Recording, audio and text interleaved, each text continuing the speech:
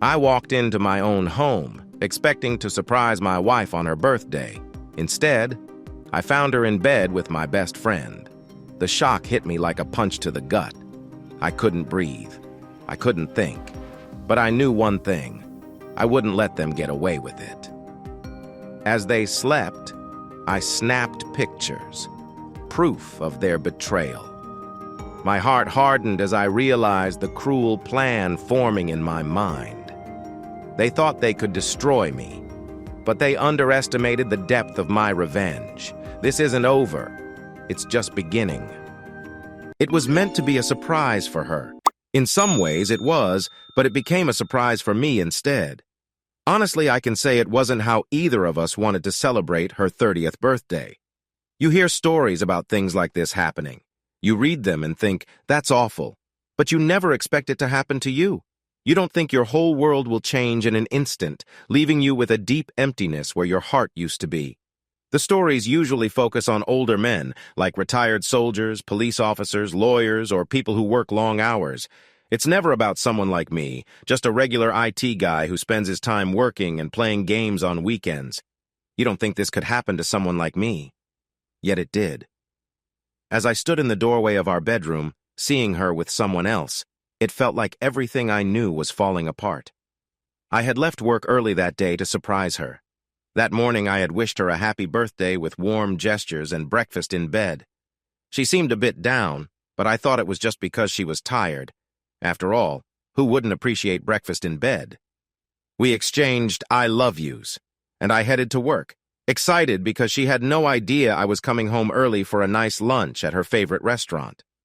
She had said she was taking a few days off for her birthday, and I had asked her what her plans were. She told me she just wanted to relax and maybe watch some shows. I asked if she wanted to go out with friends later, and she said yes. She was always ready for a fun night out, relaxing at home, watching shows. I should have paid more attention to that. Maybe it was just a slip of the tongue, but I was so trusting that I didn't think much of it. I had hinted that there might be a surprise later. I didn't want her to guess I was coming home early, taking her to her favorite place, and that I had a special gift for her hidden away. If she had known any of that, especially about me coming home early, I might not have been the one left so shocked. How could I have seen it coming? As I stood in the doorway of our bedroom, I noticed the sunlight shining on her face. I couldn't believe what I was seeing. How could I have thought everything was fine? There were no signs that anything was wrong. Yet the same warm light that illuminated the woman I loved also revealed her friend beside her. Gwen was usually comfortable in her own space and often enjoyed her time relaxed at home. She had a small, delicate figure and her skin glowed softly under the light. She wasn't a glamorous model, but she had her own unique beauty that I loved. However, it was her eyes that drew me in the most. They were big and dark, and I could lose myself in them for hours. But Joe, I had never seen him like that before, and honestly, I didn't want to again. He was shorter than me, about 5'9", and we were both of average build. Joe Eisenberger was an old friend and even stood up for us at our wedding. Just an average guy sharing my wife's bed. The air was heavy with unspoken emotions, one I didn't want to be a part of. Gwen and Joe lay sleeping, the sheets a messy jumble around them. Her long hair was tousled, and it looked like his was a complete mess. They lay close to each other, as if seeking warmth despite the summer heat. Gwen's small frame was curled against Joe's, his arm resting protectively around her. I stood there, trying to understand how my wife, the woman I loved, who promised to be mine alone, was there with someone I never thought would be involved in this way. I felt sick. No matter how many times I closed my eyes and tried to shake the image, it was always right there when I opened them again. I went numb. In an instant, I felt nothing at all.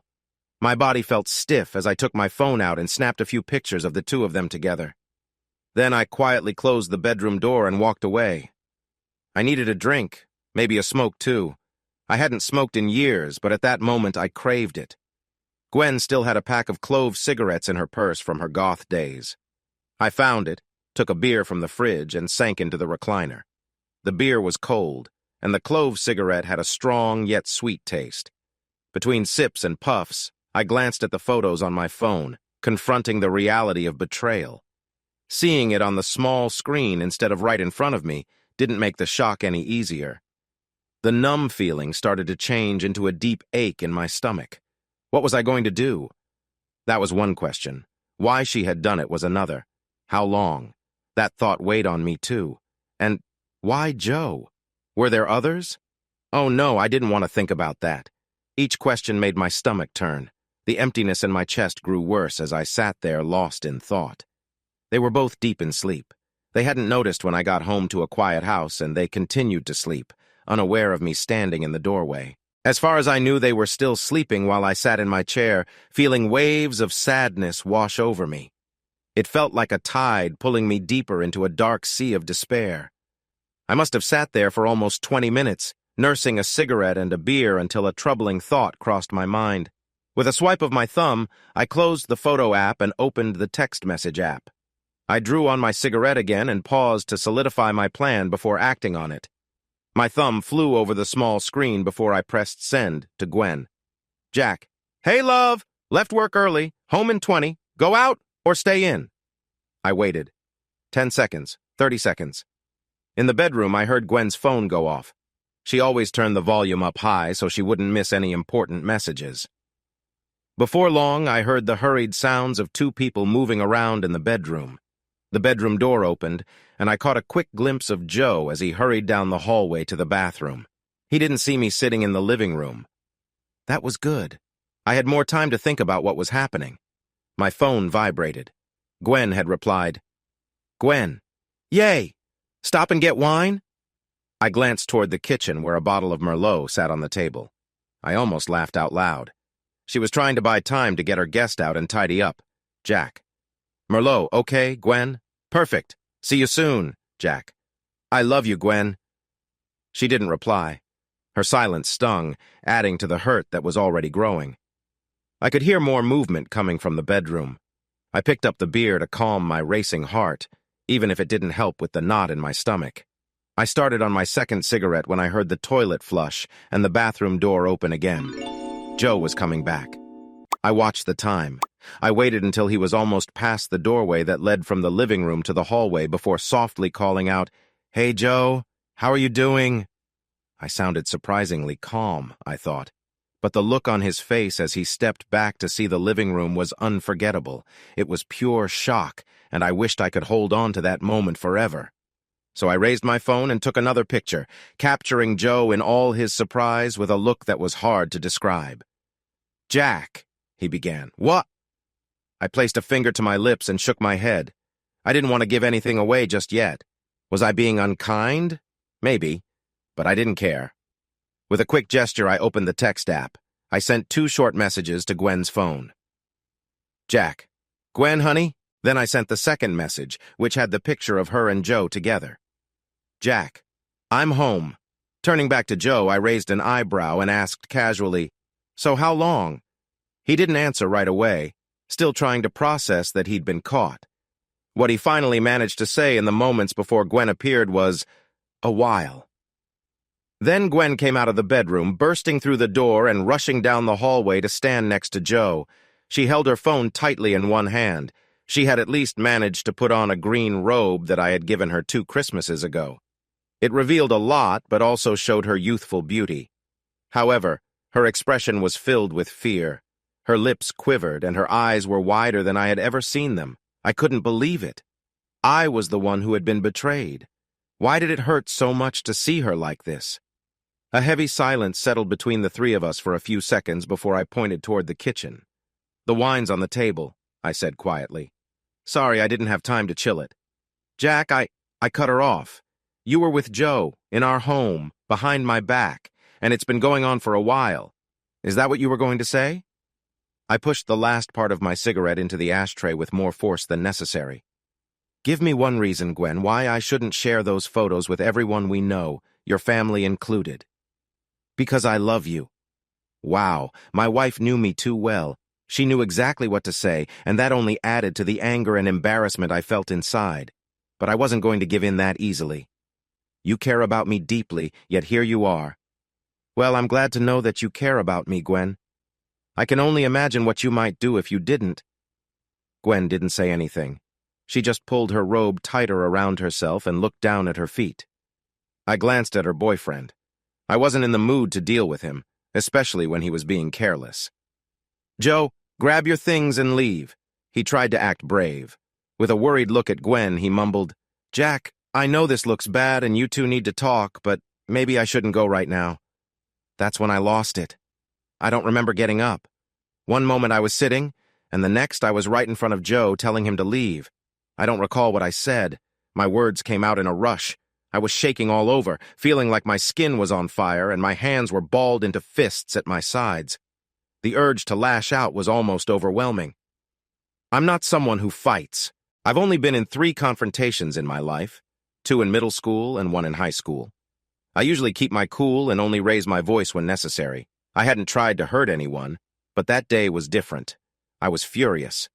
If Joe had said one more word or made a move, I felt I could have acted in anger. That's probably why both Joe and Gwen looked so scared. They had never seen me like this. No one had. Whatever I said must have hit hard.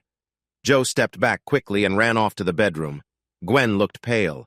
She took several steps back, putting space between us. That stung. In our time together, I had never raised my voice at her. When we did argue, it was always with control. I knew about the troubles she faced before we met, and I would never want to act like those who hurt her. Did I seem like someone who could hurt her? She tried to speak again while I stood there, still upset. "Jack, I'm so sorry. This wasn't how it was supposed to go. It was just a misunderstanding. I don't care about him more than I do about you. We had an agreement, that's all." As the anger faded, I felt a tremor in my body. I stared blankly at the wall while Joe hurried to collect his things. "And when were you going to tell me about this so-called agreement, Gwen? When were you going to tell me that you were being disloyal?" I hated how shaky my voice was. I refused to cry. No way was I going to cry in front of her, and I certainly wasn't going to show her any sympathy. I'm not okay when it feels like I'm in so much pain. The hurt must have shown on my face. My wife, Gwen, moved closer, reaching out to comfort me. The look of understanding on her face made me feel even worse. It just added to my shame. I pushed her hand away. "No! Don't touch me right now, Gwen. Just don't!" I could see tears in her eyes as she stepped back. My own eyes were starting to sting, and it was hard for me to hold back my emotions. I refused to show her how I felt. I would not show weakness. I had already been betrayed by someone I thought I could trust completely, and I wasn't going to let anyone trick me again. I couldn't believe what Gwen said anymore. "Jack," she pleaded softly, "please listen to me. I'm sorry. I never meant to hurt you." Joe walked in, looking worried and in a bit of a mess. He cautiously walked past us into the living room, trying to avoid my gaze. He looked at Gwen and swallowed hard. "Gwen, I'll talk to you later." Then he glanced at me and said, "You should really listen to her, Jack. Gwen cares about you. Don't do something you'll regret." "Like being with my friend's wife, Joe? Like betraying him and making him look foolish? Is that what you mean?" I shook my head. "Get out. Leave." He didn't say anything else. I was left alone with my wife. For what felt like ages, we stood in silence. She looked upset and scared, but could I really trust that? If she had deceived me about our marriage, how could I believe anything she said? My mind was racing with questions I couldn't voice. Joe wanted me to hear Gwen out. She claimed she didn't love him more than me. Did that mean she still had feelings for him? I wasn't sure I wanted to know. "It's my choice," she suddenly said. I blinked at her in surprise, but she held her head high and met my gaze. "It's my choice," she repeated firmly. "And being married doesn't mean you get to control what I do." That made me think for a moment. "You're right, Gwen. I don't have the right to control you. You're not my possession. You are your own person, able to make your own choices." I pointed toward her, trying to express my feelings about her freedom. "You wanted to get a new piercing. I wasn't sure about it at first, but I didn't stop you. I even ended up liking it. You decided we would use protection to avoid having kids. We talked about what we would do if that happened, and I agreed because it's your body, your health." "But I am your husband," I exclaimed, my calm voice breaking. I felt sick to my stomach. My hands shook as I spoke. "You promised me. In front of my sister, your mother, our friends, and the minister. Do you remember what you promised? Love, honor, comfort. Did you mean any of that?" I did. I do. But it's not that simple, Jack. I needed more. I tried to be true to you. I really did. Please, I'm sorry. I didn't want you to find out like this. It hurt me deeply, like a slap across the face. Communication is more than just words. It's about how and when they are said. Her words about trying rang alarms in my mind. You've been with him since before we got married. Since before I met you, she admitted quietly, looking away from me. We've been married for 6 years and dated for a bit over 2, which meant she'd known Joe for almost a decade. Joe and I have been close for a long time, Jack. There's something between us that's hard to explain. We can't imagine life without each other. Her eyes looked at me with a mix of love and concern. But you were the one I wanted to marry, Jack. You are my choice. Please, believe me. I pulled out the small necklace case from my pocket and threw it to the ground between us, where it popped open and revealed the beautiful choker I had bought her. The sunlight made the gems shine. Happy birthday, Gwen. Time felt strange. I remember her begging me not to go. I can hear her voice but not the words, and I don't recall her face at all. I can't remember leaving either. I remember her sobbing on the porch while I sat in my car, avoiding looking at her. Then I was just driving away. I was lucky not to have an accident. I snapped back to reality while driving on the highway, unsure of where I was or which way I was going. Some part of me needed to escape, so I drove away without knowing where I was going. When I finally felt steady, I pulled into a small rest stop. There were no gas stations or stores, just a plain brick building with bathrooms and vending machines. I stepped out and walked to a grassy area with picnic benches. As I reached the trees, I felt really unwell and got sick in the bushes. It felt like everything inside me was empty, both physically and emotionally. I leaned against a nearby tree to catch my breath. My skin felt cold and sweaty. My throat hurt, and I wanted everything around me to disappear. "Hey there," a voice called out. I opened my eyes to see an older truck driver walking toward me. "Are you all right?" I nodded and let my hands rest in my lap. "Yeah, I guess." But I was not being honest. "Actually, no, I'm not." He squatted close to me, looking into my eyes. He looked like your typical truck driver, overweight, rough, wearing a faded baseball hat. "I don't smell alcohol on you and your eyes don't look messed up, so it seems you're not on drugs. But you look really bad. Are you sick? Do you want me to call for help?" I shook my head and managed a small smile. "No, I mean sort of. Just heartbroken, you know?" The stranger nodded knowingly. "Yeah, I get that. Sorry to hear it." He glanced back toward the highway, then focused on me again. "You were swerving a lot on the road. I pulled in after you to check on you, but you're already looking pretty rough. You shouldn't drive again. Do you have someone you can call?"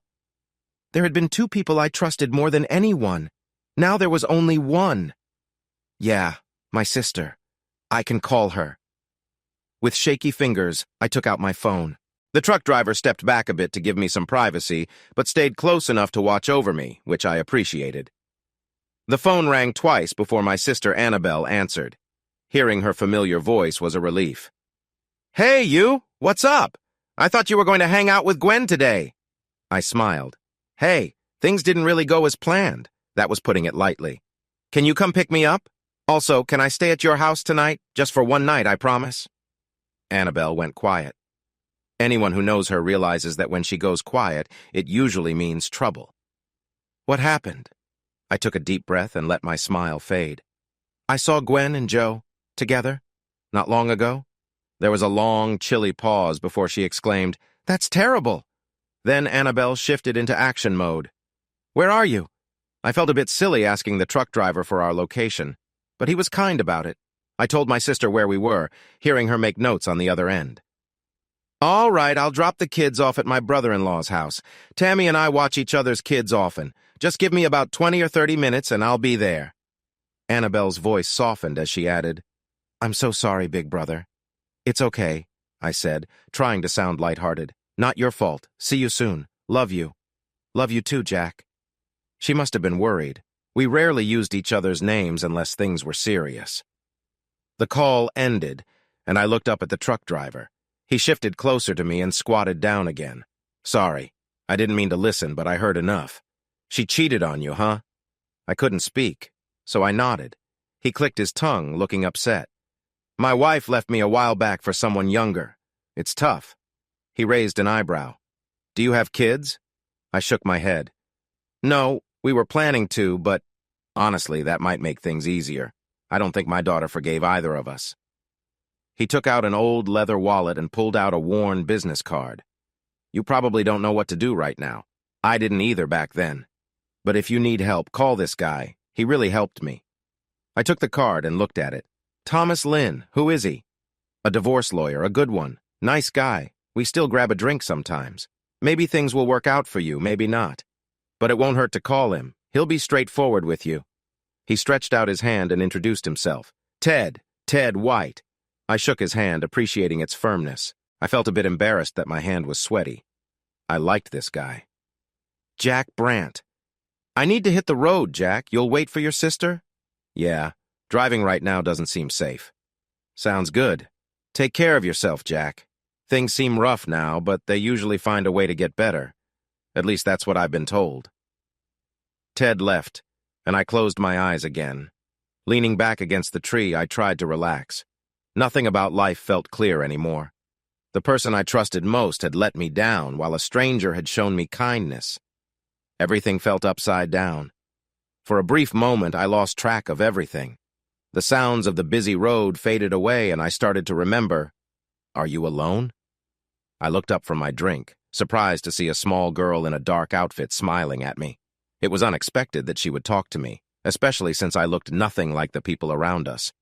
My friends and I were nerds who had just finished college. We loved playing tabletop games, discussing sci-fi and fantasy, exchanging comic books, and joining card game tournaments.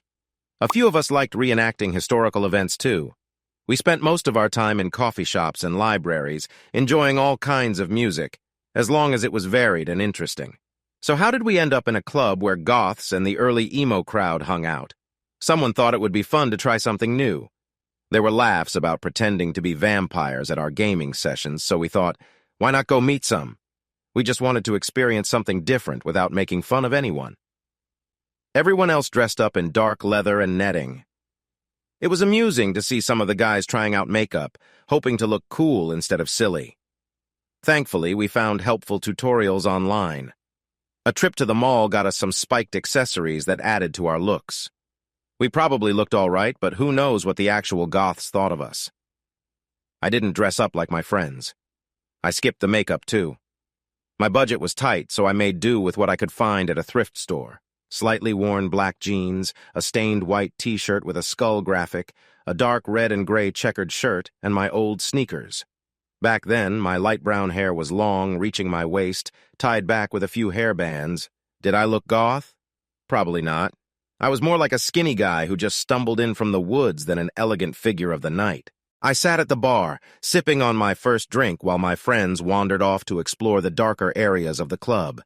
Even though no one made me feel unwelcome, I felt out of place. So when this small, pixie-faced girl wearing a beautiful black dress approached me, I was confused. But my heart raced at the sight of her. She had a captivating scent that reminded me of both flowers and spices. And her eyes. I could have looked anywhere, but I found myself just wanting to focus on her. I couldn't help but stare into her big, dark eyes framed by long lashes. "Are you alone?" she asked again, louder this time when I didn't answer. The loud music made it hard to talk normally, but she kept smiling. No, I stammered. "I'm with some friends. I think they're dancing over there." "But are you alone?" she insisted. I was surprised by her question and quickly shook my head. "You mean, no, I'm not here with anyone special or anything." Her smile became even bigger, but it also seemed more shy. Relief washed over her face. "Good," she said, and just like that, she took a seat on the bar stool next to me. It couldn't have been easy for her in her fancy outfit.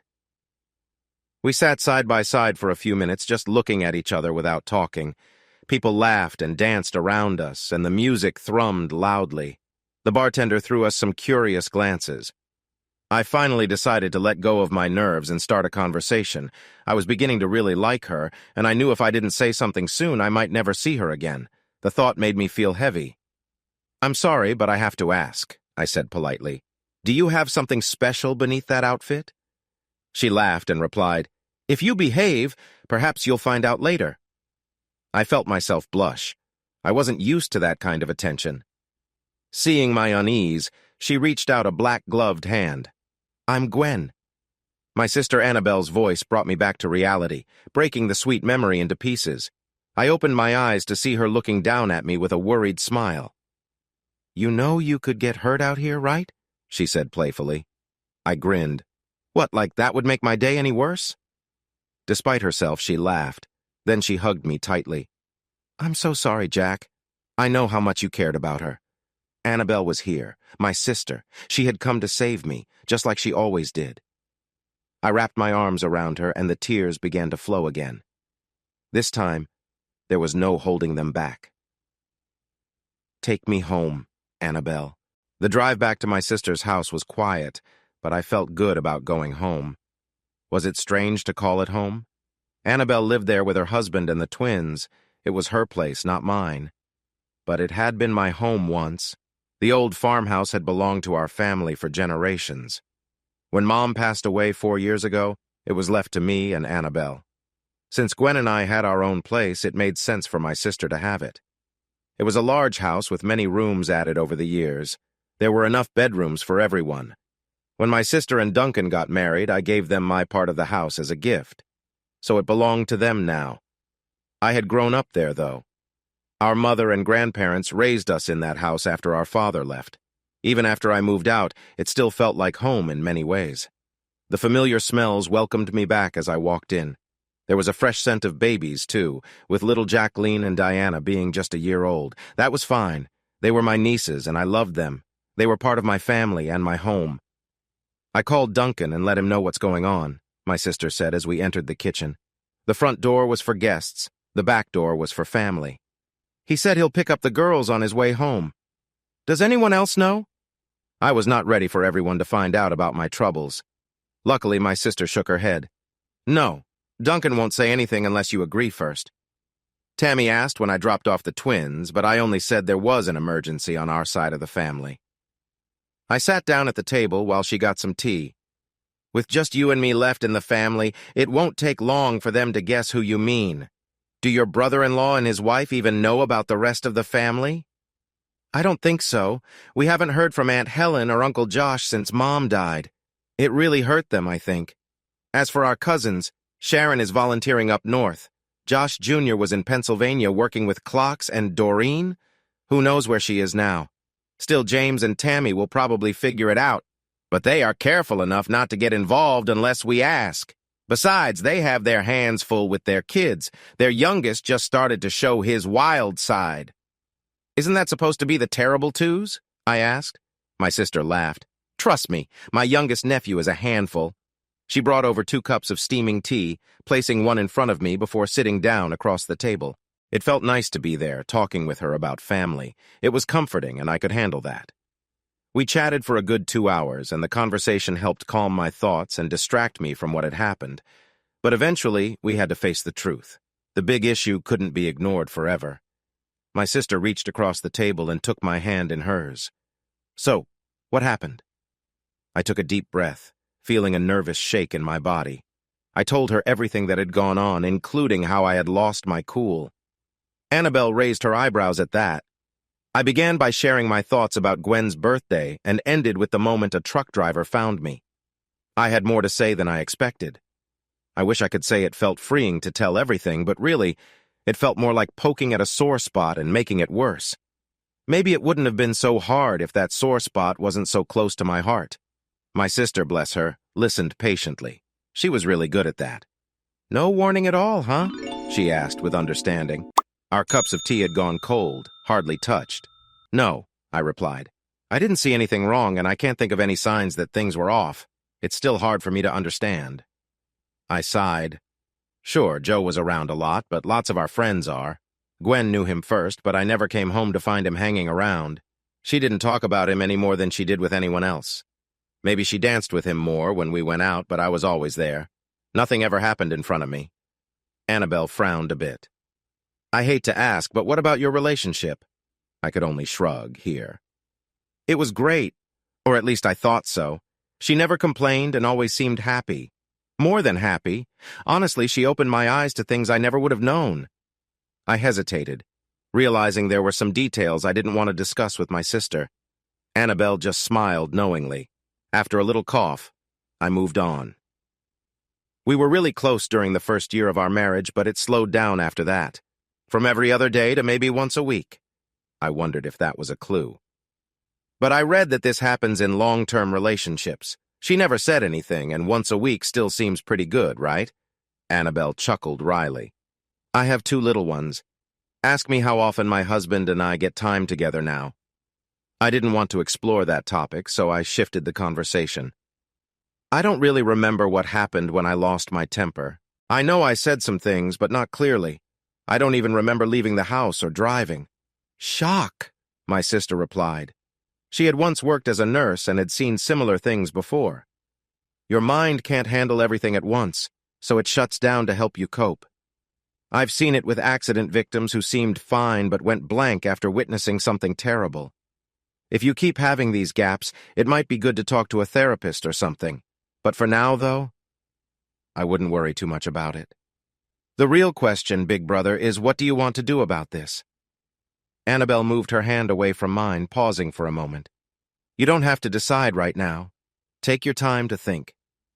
I nodded in agreement and stayed quiet. I should call work, I guess, to see if I can get a few days off. And we need to figure out how to get my car from the rest stop. Annabelle and I made some plans. Getting time off from work was a bit tricky.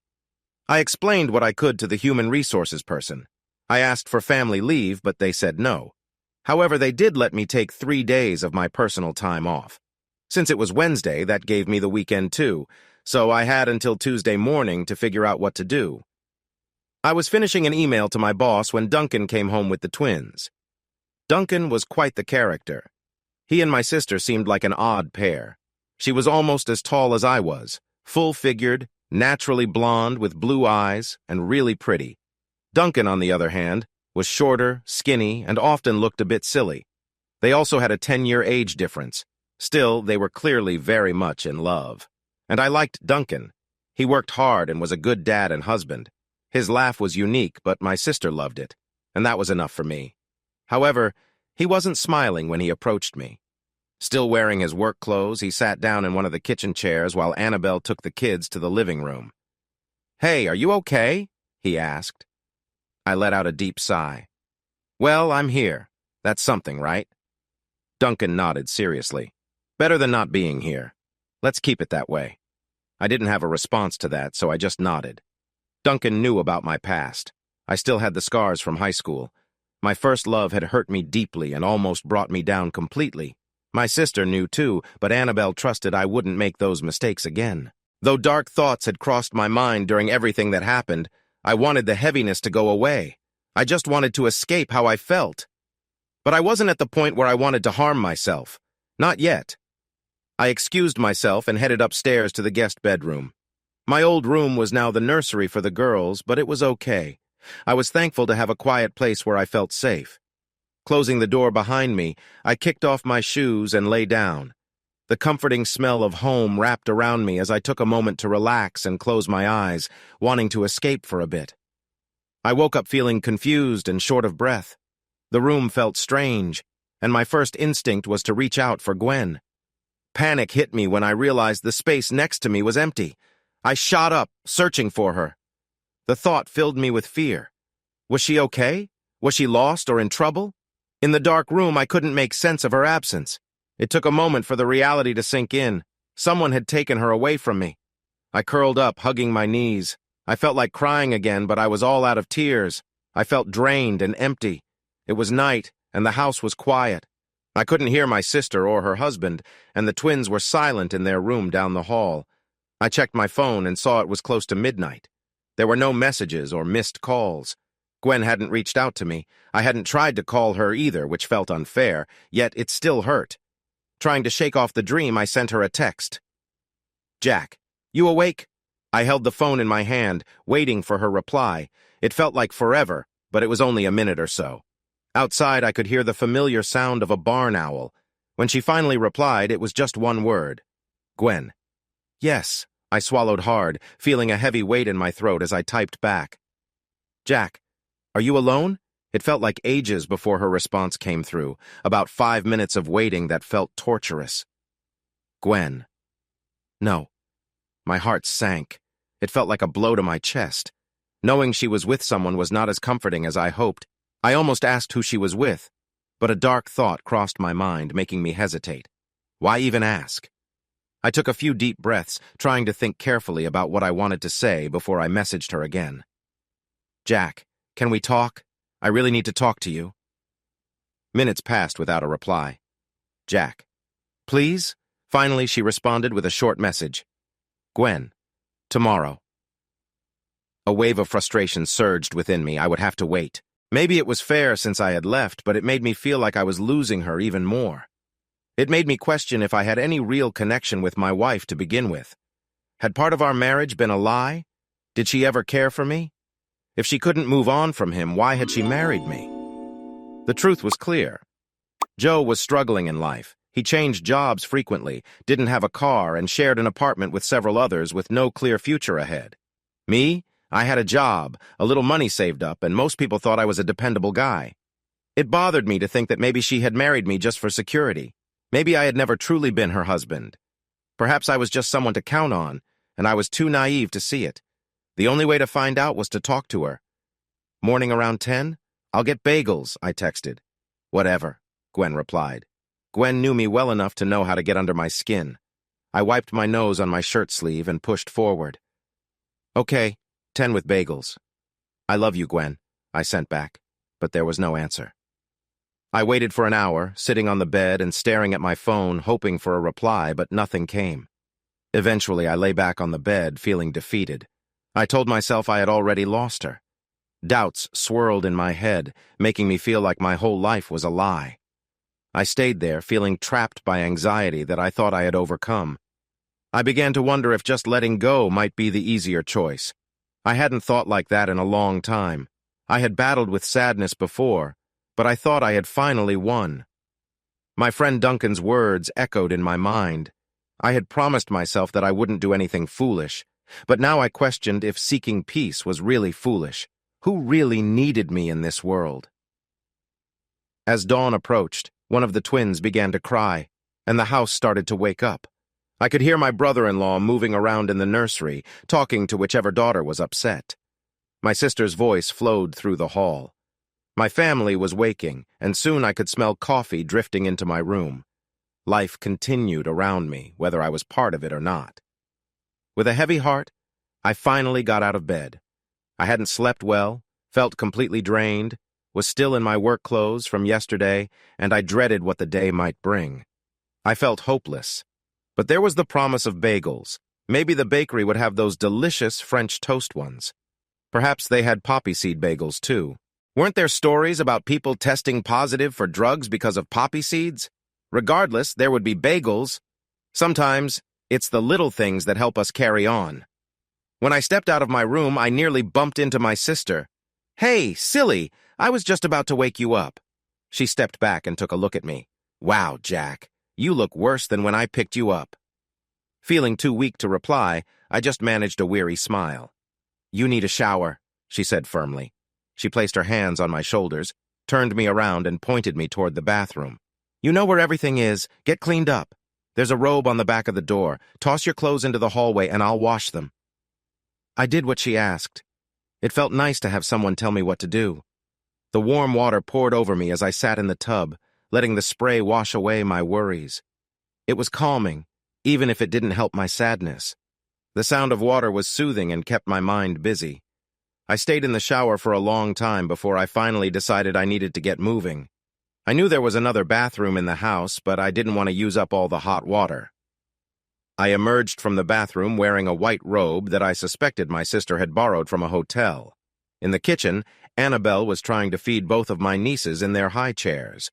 Duncan stood nearby, holding a cup of coffee and a mop.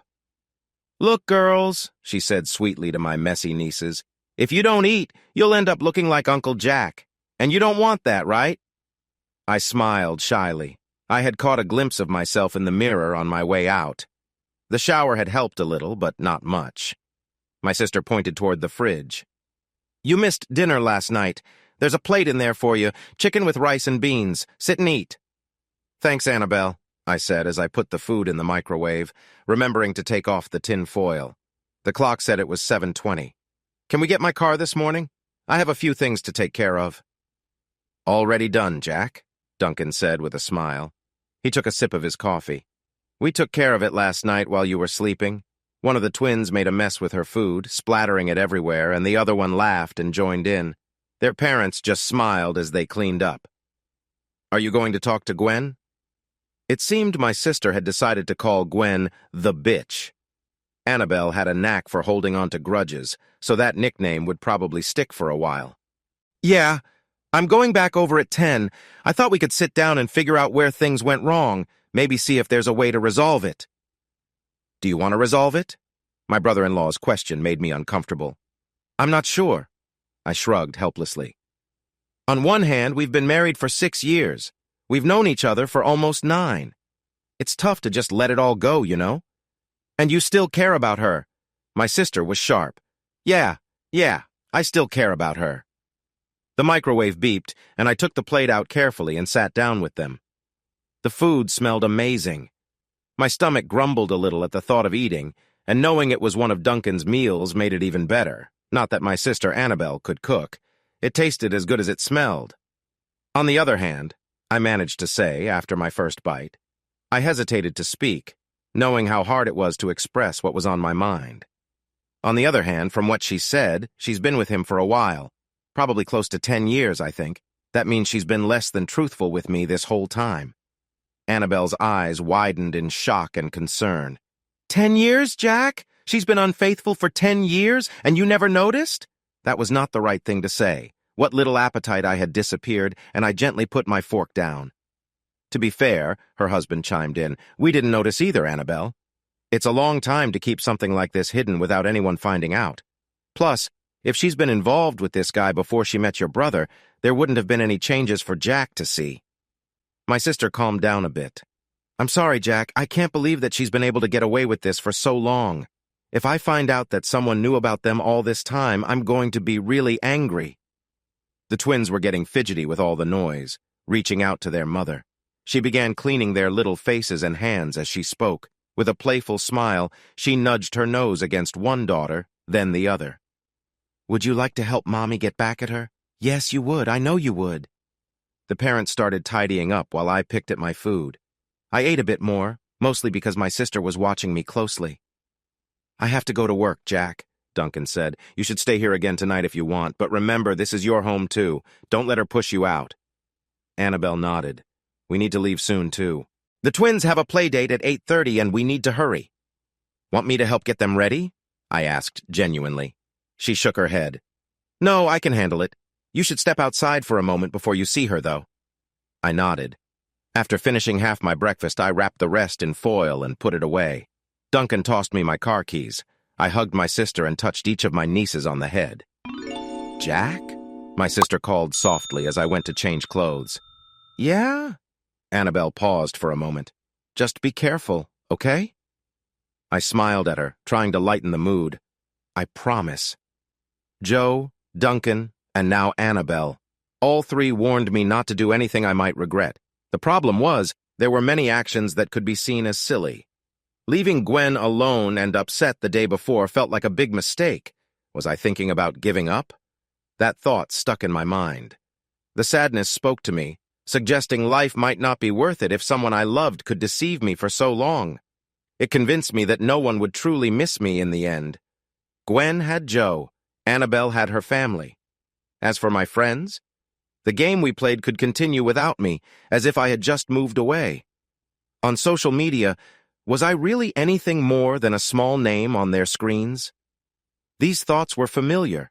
I thought I had dealt with them years ago. I hadn't seen a therapist since the end of college. Yet here I was again. Would it be silly to confront Joe? It might help me feel better or at least less helpless. But what if things escalated? That would make me feel worse. What if he called the authorities? Could I really handle that? Then there was Gwen. What was the better choice? Giving her another chance or moving on? The card from the trucker was still in my wallet. Should I call him, or was it smarter to wait? I sat in the local park for about an hour, feeling down, before I finally decided to leave. Meeting Gwen was important. I had to face my worries. As much as I dreaded the potential answers, I knew I couldn't avoid it. The line at the coffee shop was short, which was a relief. I got tea for me, coffee for her, and a bag of bagels to share as I drove back home to my wife. It was just before 10 when I parked and entered through the garage. I found Gwen sitting at the kitchen table deep in thought. Her long black hair was pulled behind one ear, and her arms were crossed over her chest. Instead of her usual attire, she wore an old t-shirt and sweatpants, a big change from her typical style. I didn't say anything as I put the coffee in front of her. I sat down across the table, opened the bag of bagels, and pushed it a little her way. "We need to talk," I said gently. Gwen scoffed. "You didn't want to talk yesterday." That was fair. She was upset, and I had to remind myself to stay calm. No, I didn't. Yesterday, I just needed to get away. I had to think. You left me. You got upset. You got angry, and then you just left me here crying. It felt like Gwen wanted to make this difficult for both of us. I took a sip of my tea, wishing I had added more honey. "Can you blame me?" I asked plainly, but without being hurtful.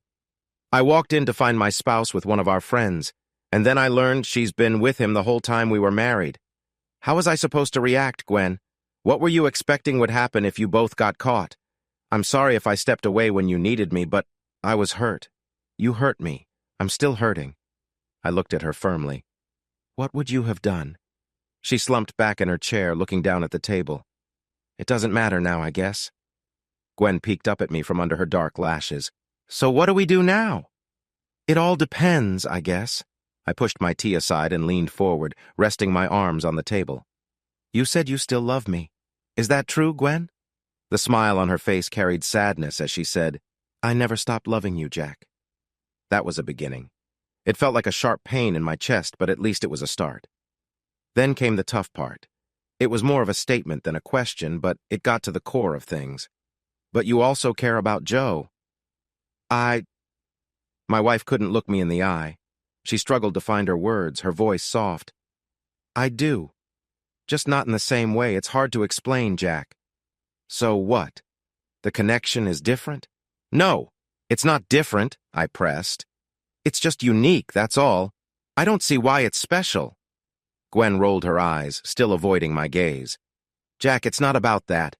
You're focusing on things that don't matter. I wouldn't give up. So he is different. Finally, our eyes met, her expression filled with frustration. Yes, she answered with a hint of sarcasm. He's a magician or something. Is that what you want to hear, Jack? Will that make you feel better? Gwen, just tell me the truth. I was losing my cool. Why have you been seeing him? What wasn't I giving you? Did you want more time together? Was I taking you for granted? Am I not enough for you? With each question, she shook her head, her long hair swaying gently. No, what? Do you think marriage is just about who gets to be with me, Jack?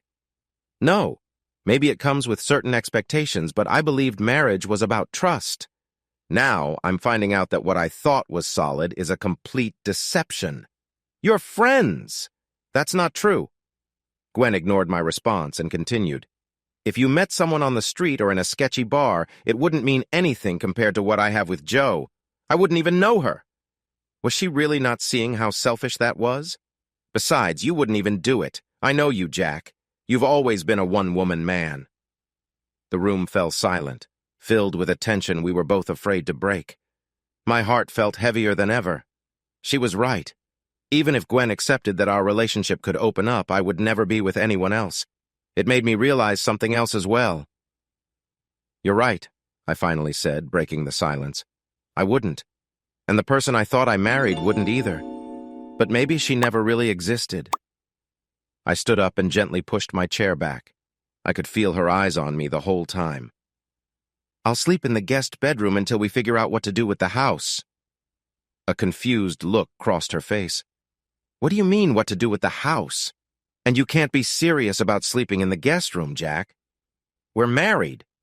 We're not, I said firmly. Sure, we have a piece of paper that says we are, but do we really act like it? I shrugged, feeling the weight of despair. You may know me, but I don't know you. I don't even know who you are, Gwen. We can always get another paper that says we're not married. Her face went pale, and she stood up slowly, holding onto the table for support as she approached me. She clearly hadn't expected this. Divorce? No, Jack. What? I already have a lawyer ready to go. I let that slip, even though I hadn't called anyone yet. I could feel the card in my wallet. I'll get in touch and start the process. You should probably find one, too. Can we at least try counseling first? Or go on a long trip together? Just the two of us, where we can work it out? How can we work things out, Gwen? I turned to her, my frustration building again. You've been dishonest with me the entire time. How can I trust you now? Even if you were willing to let Joe go, which I can tell you're not, how would I believe you without looking over my shoulder all the time? I don't even know if he's the only one. How many others have you been with? Suddenly, she slapped me, catching me by surprise. Gwen quickly went from scared to very angry, and even though she was small, her slap left my face stinging. I'm not what you think, she shouted, tears streaming down her face. There hasn't been anyone else, just you and Joe. You can be mad at me, Jack. I understand if you want to hate me for this, but don't call me names. She pointed a finger at me, sharp and fierce. She had hit me. I knew she had come from a tough background, and she had promised many times that she would never act like the person who hurt her. I stared at her, surprised, and then felt a mix of emotions. You cheat and then hit? I guess you've picked up some things from your father, huh? Gwen gasped, as if I'd knocked the air out of her. I knew this was a low blow. Her father had been unfaithful and abusive, something she had talked about often. The shock on her face showed I had struck a nerve, and I didn't feel great about it. A soft cry escaped from her lips. That's when I heard a quiet cough from the living room, making me close my eyes and breathe deeply. Gwen had texted that she wasn't alone last night. He's still here, isn't he? Gwen stood her ground, crossing her arms. Yes, Joe is still here. He came back for me last night. Not like my husband. Joe appeared in the doorway, casual in his jeans and t-shirt. He seemed a bit shocked, but spoke calmly. Gwen, this isn't going well. I think it's best if I talk to Jack for a moment. I was astonished. Why would I want to hear anything from you? Do you still love Gwen, Jack? That question made me furious. Yes, I replied. I do. At least the Gwen I thought I married. She's still the same person, Jack. She's still your wife. Still the woman who loves you. He gestured with open hands. You're just learning more about each other. It's tough for both of you, but you still have love. And that's why you should listen to me. Maybe I shouldn't have been so shocked that Gwen and Joe had been together for a while. We weren't exactly models, but Joe sure knew how to talk. He always sounded sincere in what he said. I felt torn. I glanced at Gwen on my left and then back at Joe on my right. My instincts told me to get out of that room. Nothing good would come from talking more, and I feared it would only make things worse.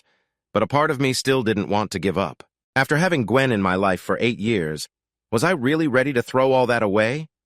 I took a step back and leaned against the kitchen counter. All right, Joe, I said, waving at him. You can try to change my mind about the divorce. Gwen sat down again, crossing her legs and folding her arms in front of her. Joe nodded and cleared his throat. Instead of sitting, he leaned against the doorframe that led to the living room. You say you love Gwen, Jack, he began. But can you tell me what it is about her that you love? There are so many things. It was a simple question, one I had asked myself before to remind me not to take her for granted. Where do I begin? Her laugh? Her eyes? Those were the first things that drew me to her, the way she looks when she's peacefully resting next to me, like she finally feels at ease. I love her taste in music and how she playfully sings off-key in the shower. We enjoy the same kinds of movies. I take her out dancing, even though I don't particularly enjoy it. I just love watching her express herself to the music. And she never feels threatened by my female friends or co-workers, which is a big change from my last 2 girlfriends. I chose not to think about my first girlfriend. That was a memory of its own. What else? She encourages me to play games with my friends every Saturday without complaint, and... I paused, closing my eyes for a moment. I can't believe how blind I've been.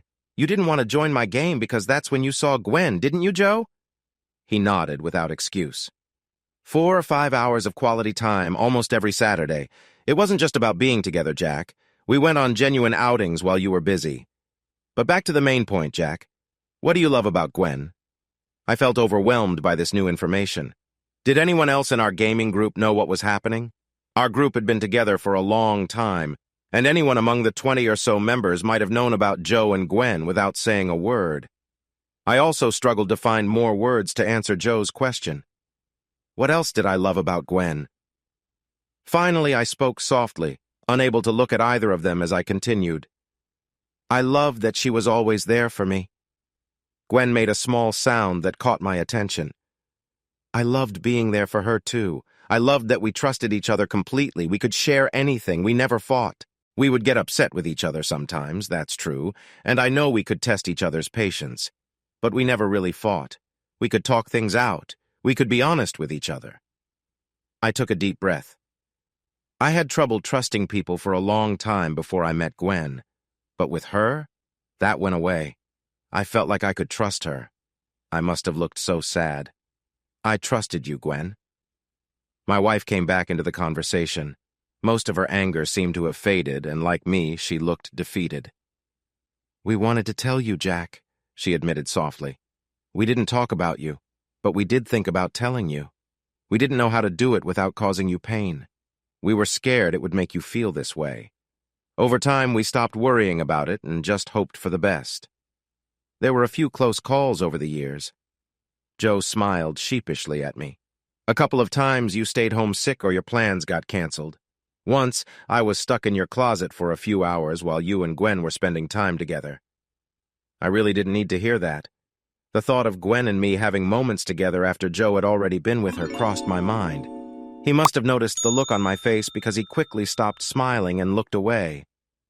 You know the sad part, Gwen? I asked, looking her in the eye. If you and Joe had told me about this early on, when we first started dating and been honest about everything? To my surprise, I laughed, but not out of happiness. It just came out.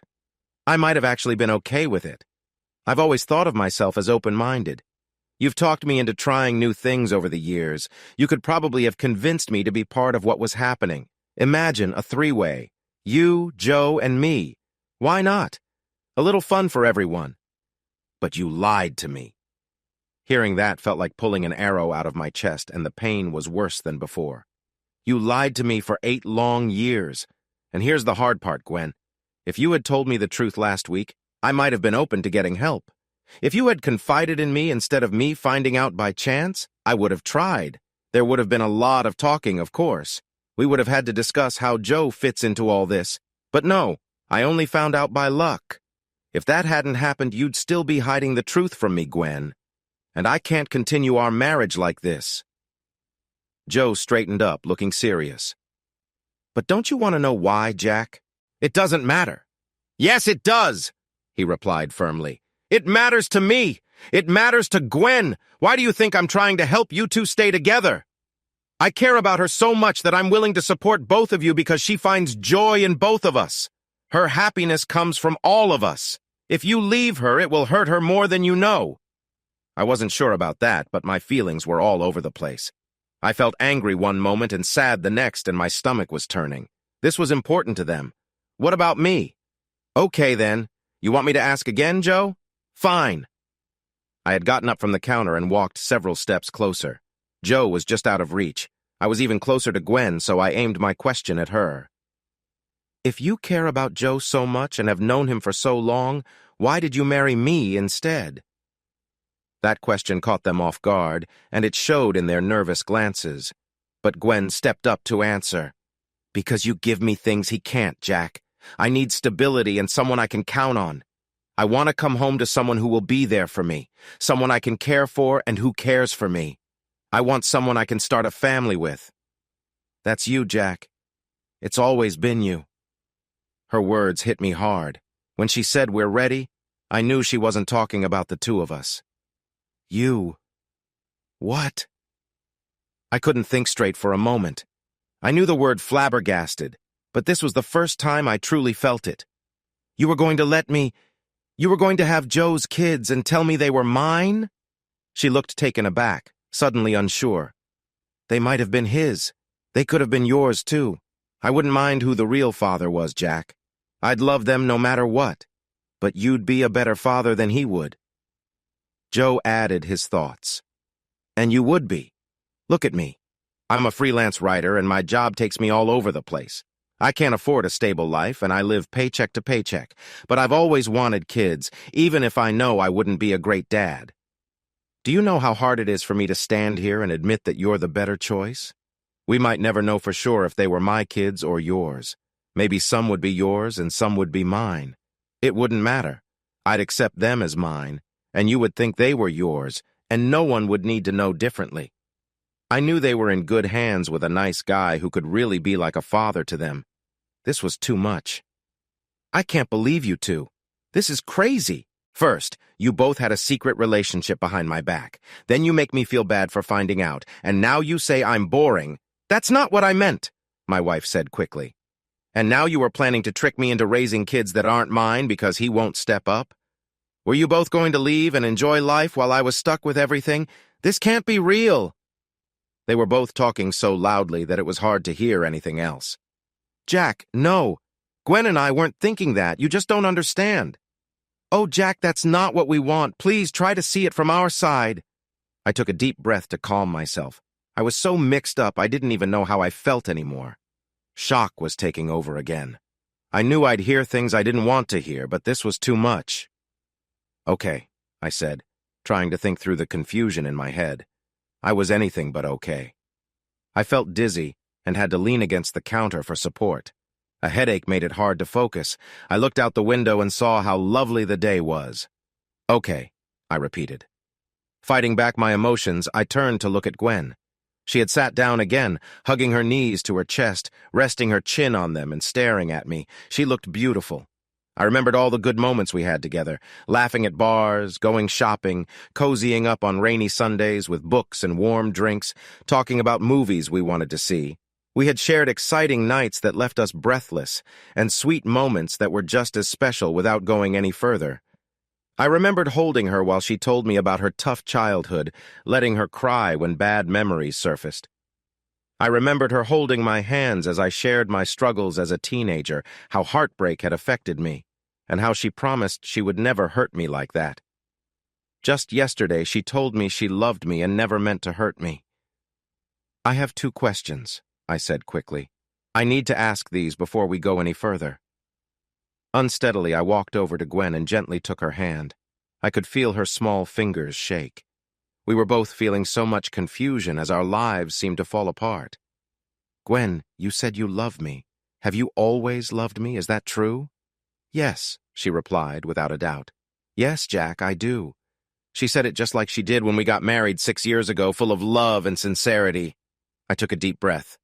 This was the question that mattered most. If I asked you to, Gwen, would you stop seeing Joe? For good. Would you be willing to move far away with me and never see him again? Would you? Do you care about me enough to do that? Tears filled her eyes as she realized what I was asking. Please don't ask me that, Jack, she said softly. Don't make me choose. I promise I don't love Joe more than you. I care about both of you. I need you both. Her face turned red as she cried, and she held onto my hand tightly. I recalled how often we had comforted each other in tough times. Shh. I gently brushed her hair back to calm her. It's okay, Gwen. I won't make you decide. Hope sparked in her eyes through the tears, but it faded as I slowly pulled my hand away and stepped back. I would make the choice for her. No, she cried, shaking her head. Jack, please don't do this. We can figure this out. I can't live like this, Gwen. I can't just accept it. You've been untruthful with me. No, Jack, Untruthful? I'm sorry I didn't tell you about Joe. I'm sorry you found out like this, but please, don't do this. Yes, Gwen, I said, holding up a finger. First, you were with him behind my back. And second, I held up another finger. You claimed you didn't care for him more than me.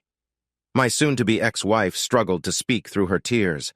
I don't, Jack. I don't care for him more than you. You do, Gwen. It hurt me to say it, but I felt it was true. She and Joe had broken trust, and I felt terrible for ending it this way.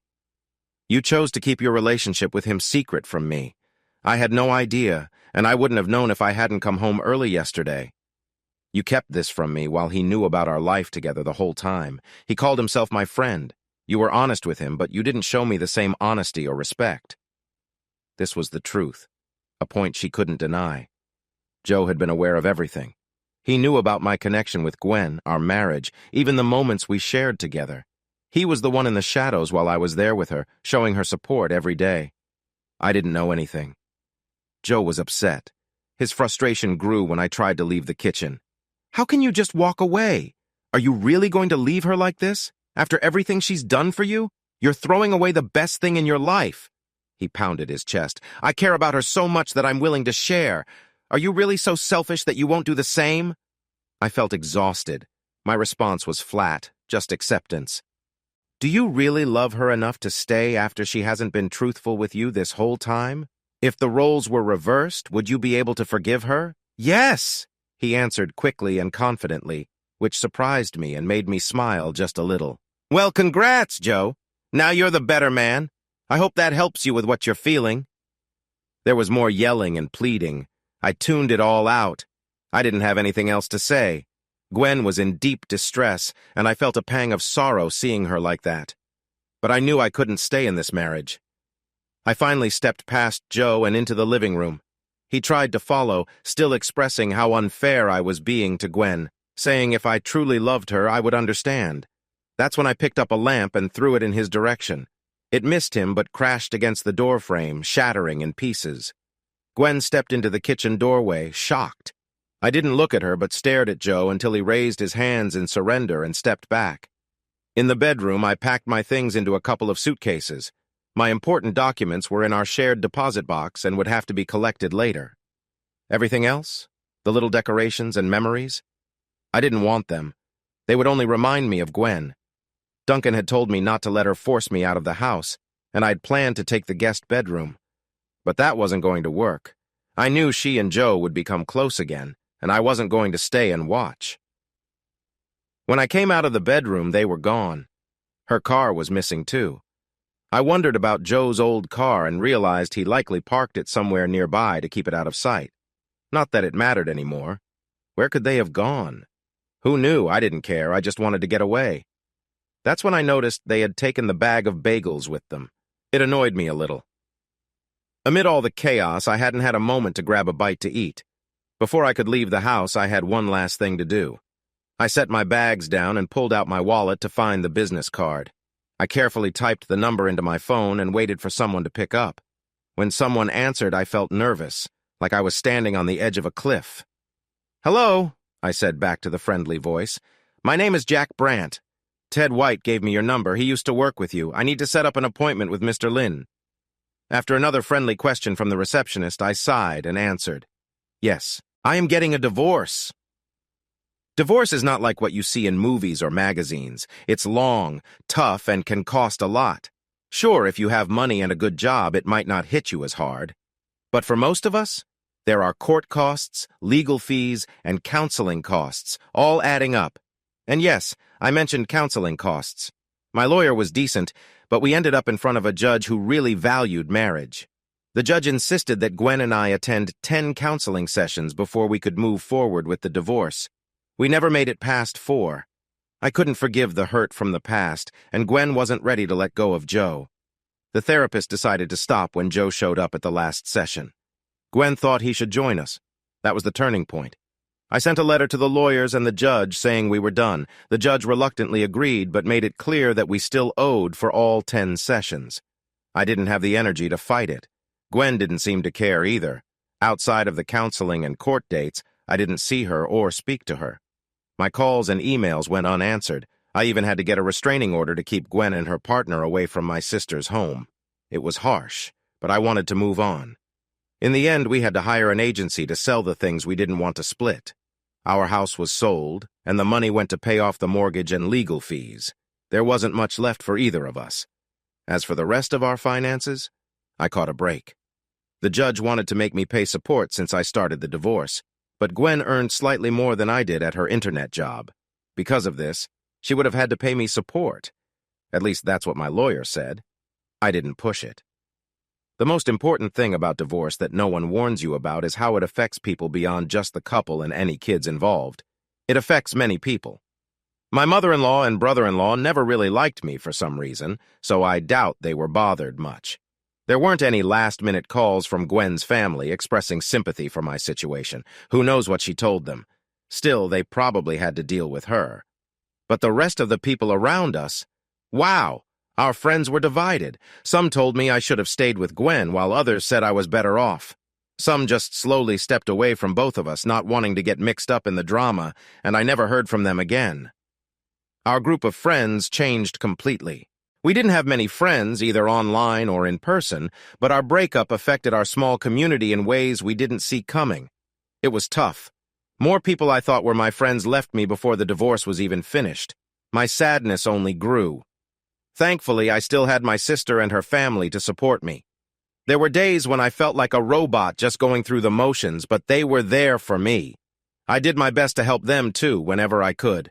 I mostly spoiled my nieces a lot. It helped take my mind off things and gave me something to look forward to, while also giving Annabelle and Duncan some time together. You know, that might be one of the few good things that came out of my divorce. My sister and her husband seemed closer than ever. It was like having a big problem nearby pushed them together more. Their marriage had been good before, but now it seemed almost perfect. I wanted to feel jealous, but I couldn't. So I found joy in introducing their girls to treats like ice cream and chocolate, just small amounts, of course. My wife initially opposed the divorce. She and her lawyer tried to delay everything they could, but eventually she lost hope and let it go through without argument. Finally, 7 months after I found out about the shocking news, the papers were signed. Gwen looked very serious and quiet, saying little. Joe was there too, glaring at me the whole time for reasons I can't understand. When I left the judge's office with my lawyer, I didn't look back. I walked straight out. I knew that if I turned around and saw Gwen looking at me, I would have fallen apart. It was strange to think you could still care for someone who caused you so much hurt. I then drove to meet Mr. Lin at his office again to finish up some last paperwork. I thanked him for his help, and he gave me a packet of resources and support groups for people going through divorces. We said our goodbyes. Like the truck driver who had helped me before, I now also carried a couple of Mr. Lin's business cards in my wallet. And that was it. I was free. I thought I could leave my life with Gwen behind and move forward, but why did I drive back to the house? It sat empty. The real estate agents had cleared everything out to prepare it for sale. No one had bought it yet, but there were still people interested. I hoped it would sell soon. I needed to pay my bills. Since I still had the keys, I went in to take one last look at the place I had called home for more than 6 years. The silence was heavy. Without the furniture and decorations, even the smallest sound echoed. It felt eerily quiet. I entered through the garage again and slowly made my way to the living room. The wooden floors shone as if they were brand new, and the walls were bright white, freshly painted. Somehow the house looked emptier than when we first moved in. The agents had removed every hint of our presence. I knew you'd come back here one last time. I turned to see Gwen standing in the kitchen doorway. I had been so lost in thought that I hadn't noticed her car arrive or the door open. She wore the same black dress and high heels from the courthouse. I was still in my suit coat and tie. Yeah, well, I gestured to the empty space around us. I thought it wouldn't hurt to take one last look, just to make sure we didn't miss anything. I glanced past her. Joe isn't with you? My ex-wife shook her head. He's back at our apartment making dinner. I told him I needed some time alone. I nodded, though I didn't really understand what she was feeling. Whatever it was, she and Joe would have to sort it out. It wasn't my concern anymore. You'd think I would feel better about that. I'm surprised you're not out celebrating, Gwen said, walking to the sliding glass doors that led to the patio. This is what you wanted, right? I squared my shoulders and let out a heavy sigh. No, Gwen, it isn't. This is just what had to happen. Gwen looked out at the neatly trimmed backyard. When we bought the house, we had dreamed of it being a perfect place for children to play. Now, that dream was gone. I'm sorry, Jack, she said softly. This isn't how it was supposed to be. Sorry that I found out. Sorry that it altered our marriage and the trust I had in you. I believe that, I sighed. But nothing you've said makes me think you feel remorse about what happened with Joe all these years.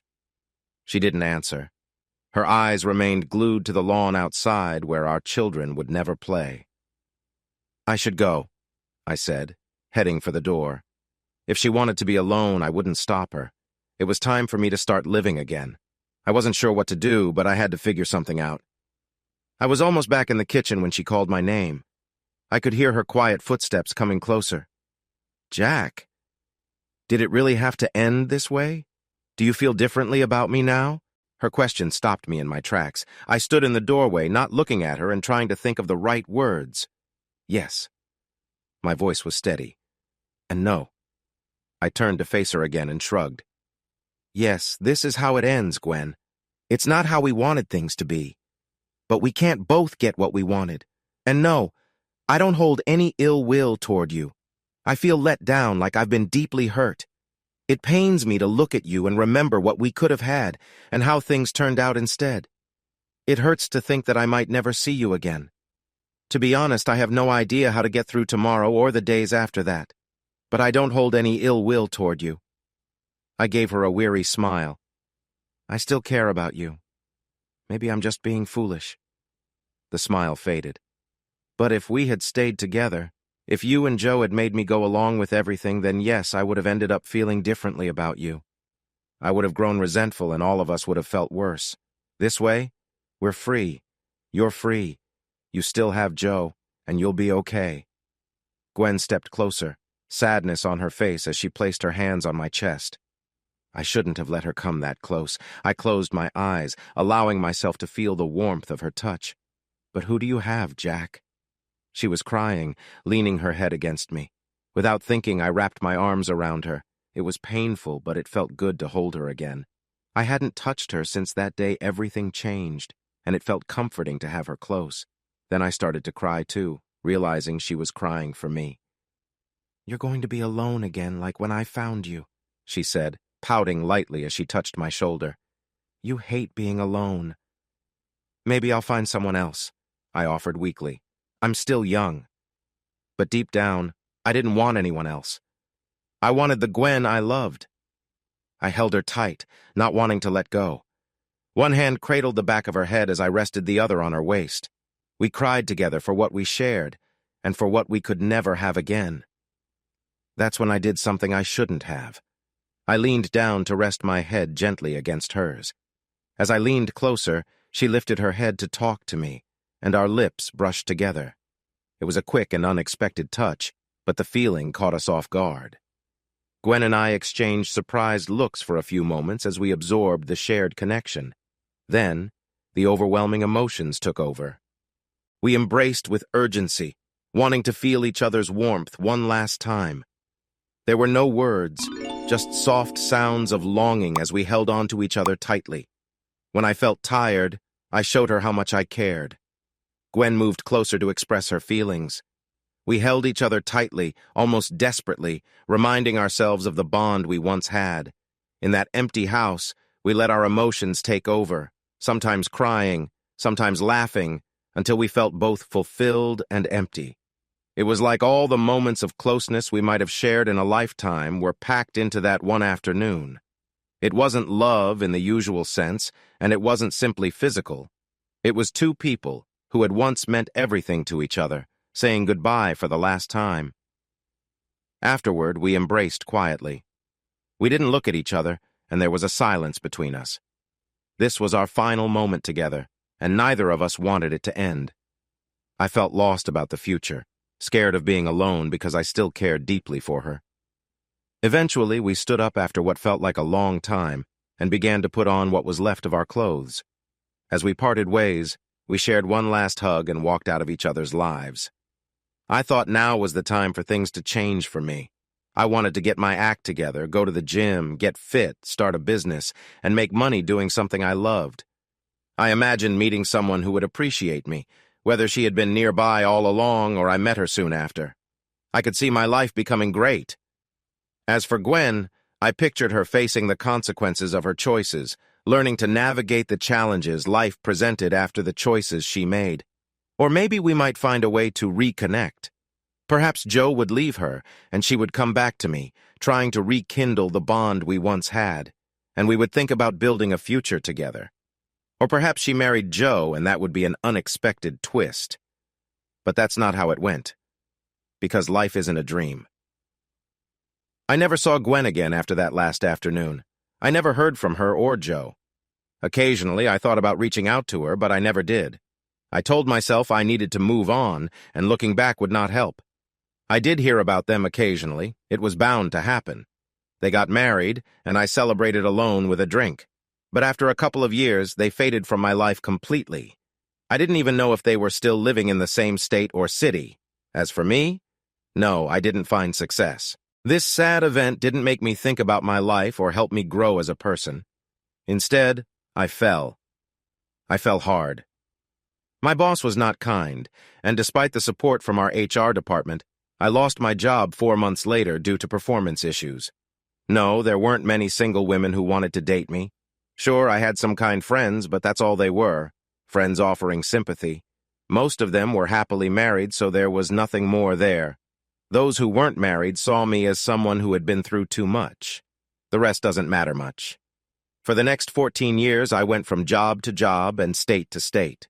I stopped playing games, stopped socializing. I deleted all my social media accounts. I used a simple flip phone and rarely went out. Dating was not an option. I didn't trust anyone. For 14 years, all I did was work and go home. At home, I ate a little, read a little, watched TV, and slept. At night, I would take long, wandering walks. I was a grumpy, unhappy person. Life had hurt me, and in return, I wanted to hurt it back, so I did in small, petty ways. Annabelle couldn't always tell where I was. I pulled away from her, too. Seeing my sister with her loving family was too painful for me. Every Christmas, I sent her and Duncan as much money as I could for their kids. I didn't even know how many kids they had after a while. That was all I could offer. Can you imagine that? 15 years of just existing? No family, no friends? I wasn't living, I was just getting by. My weight dropped so low you could see my ribs. I wore clothes from thrift stores, choosing them just to last. I hated life, hated living, and hated myself. I believed the world didn't owe me anything, so I owed it nothing either. Thoughts of giving up were always close by. Maybe my ex-wife hadn't meant to hurt me so deeply, but the embarrassment lingered for years. My self-confidence as a man and a person had taken a hit from her dishonesty. It haunted me for a long time, even after I mostly pushed her from my mind. I'm sorry to hear you're feeling this way. It's really important to talk to someone who can help you, such as a mental health professional or a trusted person in your life. It was finally over. I felt a wave of relief wash over me. In my wallet, I had a laminated card that stated I did not want to be resuscitated. This meant my chances of making it were very low, but that was okay. People were screaming around me, and loud noises filled the air. I realized too late that there had been a robbery. Someone had tried to rob the store while I walked in, and for some reason I had been shot. It was a senseless act, and it looked like it would lead to my pointless end. But that was all right. I felt sorry for my sister. Annabelle was strong. She would be fine without me, especially with Duncan and the kids around. Nobody else would miss me since I didn't really have any friends. I didn't even think about Gwen. She had been out of my life for so long that I didn't feel the need to consider her. The pain in my stomach and chest became worse, wrapping around me in a flood of hurt. I should have felt panic. My instincts should have kicked in, and I should have been filled with fear. But nothing happened. I had been unhappy for so long that it had changed me. My awareness of what was happening faded. My eyes felt heavy. Maybe that was good because everything around me was too bright. I felt like I was drifting away into sleep. The world turned into vague feelings and distant sounds. People were talking to me, asking questions. I tried to wave them off and tell them to leave me alone, but they didn't seem to hear me. I felt movement, cold air, flashes of light, constant beeping, and voices all around. My body felt poked and prodded. "Just let me be," I managed to say softly. I wanted them to stop bothering me and let me slip away in peace. "He's aware!" someone shouted. Then closer to me, I heard, "Sir, can you tell me your name? Do you know where you are?" Their questions were frustrating. I again weakly tried to wave them away and let myself drift further off. More shouting, something about my blood pressure. "We're losing him." "It's okay," I mumbled. I had almost completely escaped the pain. "It's okay. I lost myself a long time ago." I didn't think they heard me. I wondered if anyone would care enough to give me a gravestone.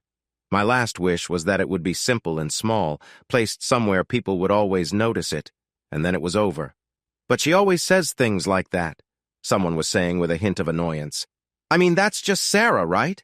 I've told you about her before." I wanted to agree. I didn't know why or who Sarah was, but somehow it all seemed to make sense. I felt like I was part of a conversation but had forgotten what we were discussing earlier. "Anyway," the voice continued in a friendly tone, "Eddie, the bouncer, has to escort this poor guy out even though he really likes him. Not that Eddie would ever say that out loud because he's really shy, which is kind of endearing. But he has a responsibility, right? And the guy's date is still having a tough time in the bathroom." That part puzzled me.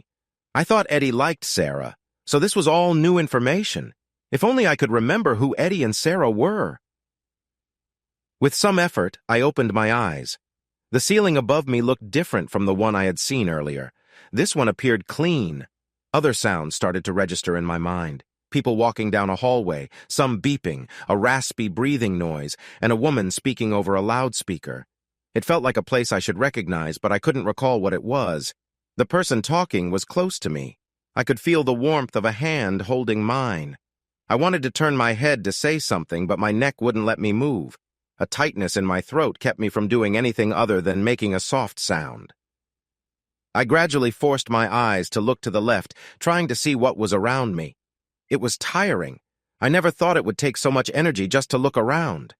Confusion set in as I realized I was in a hospital room. And there was a clown holding my hand. She was a pretty clown, really. She didn't look like the usual kind with a fake nose and wild wig.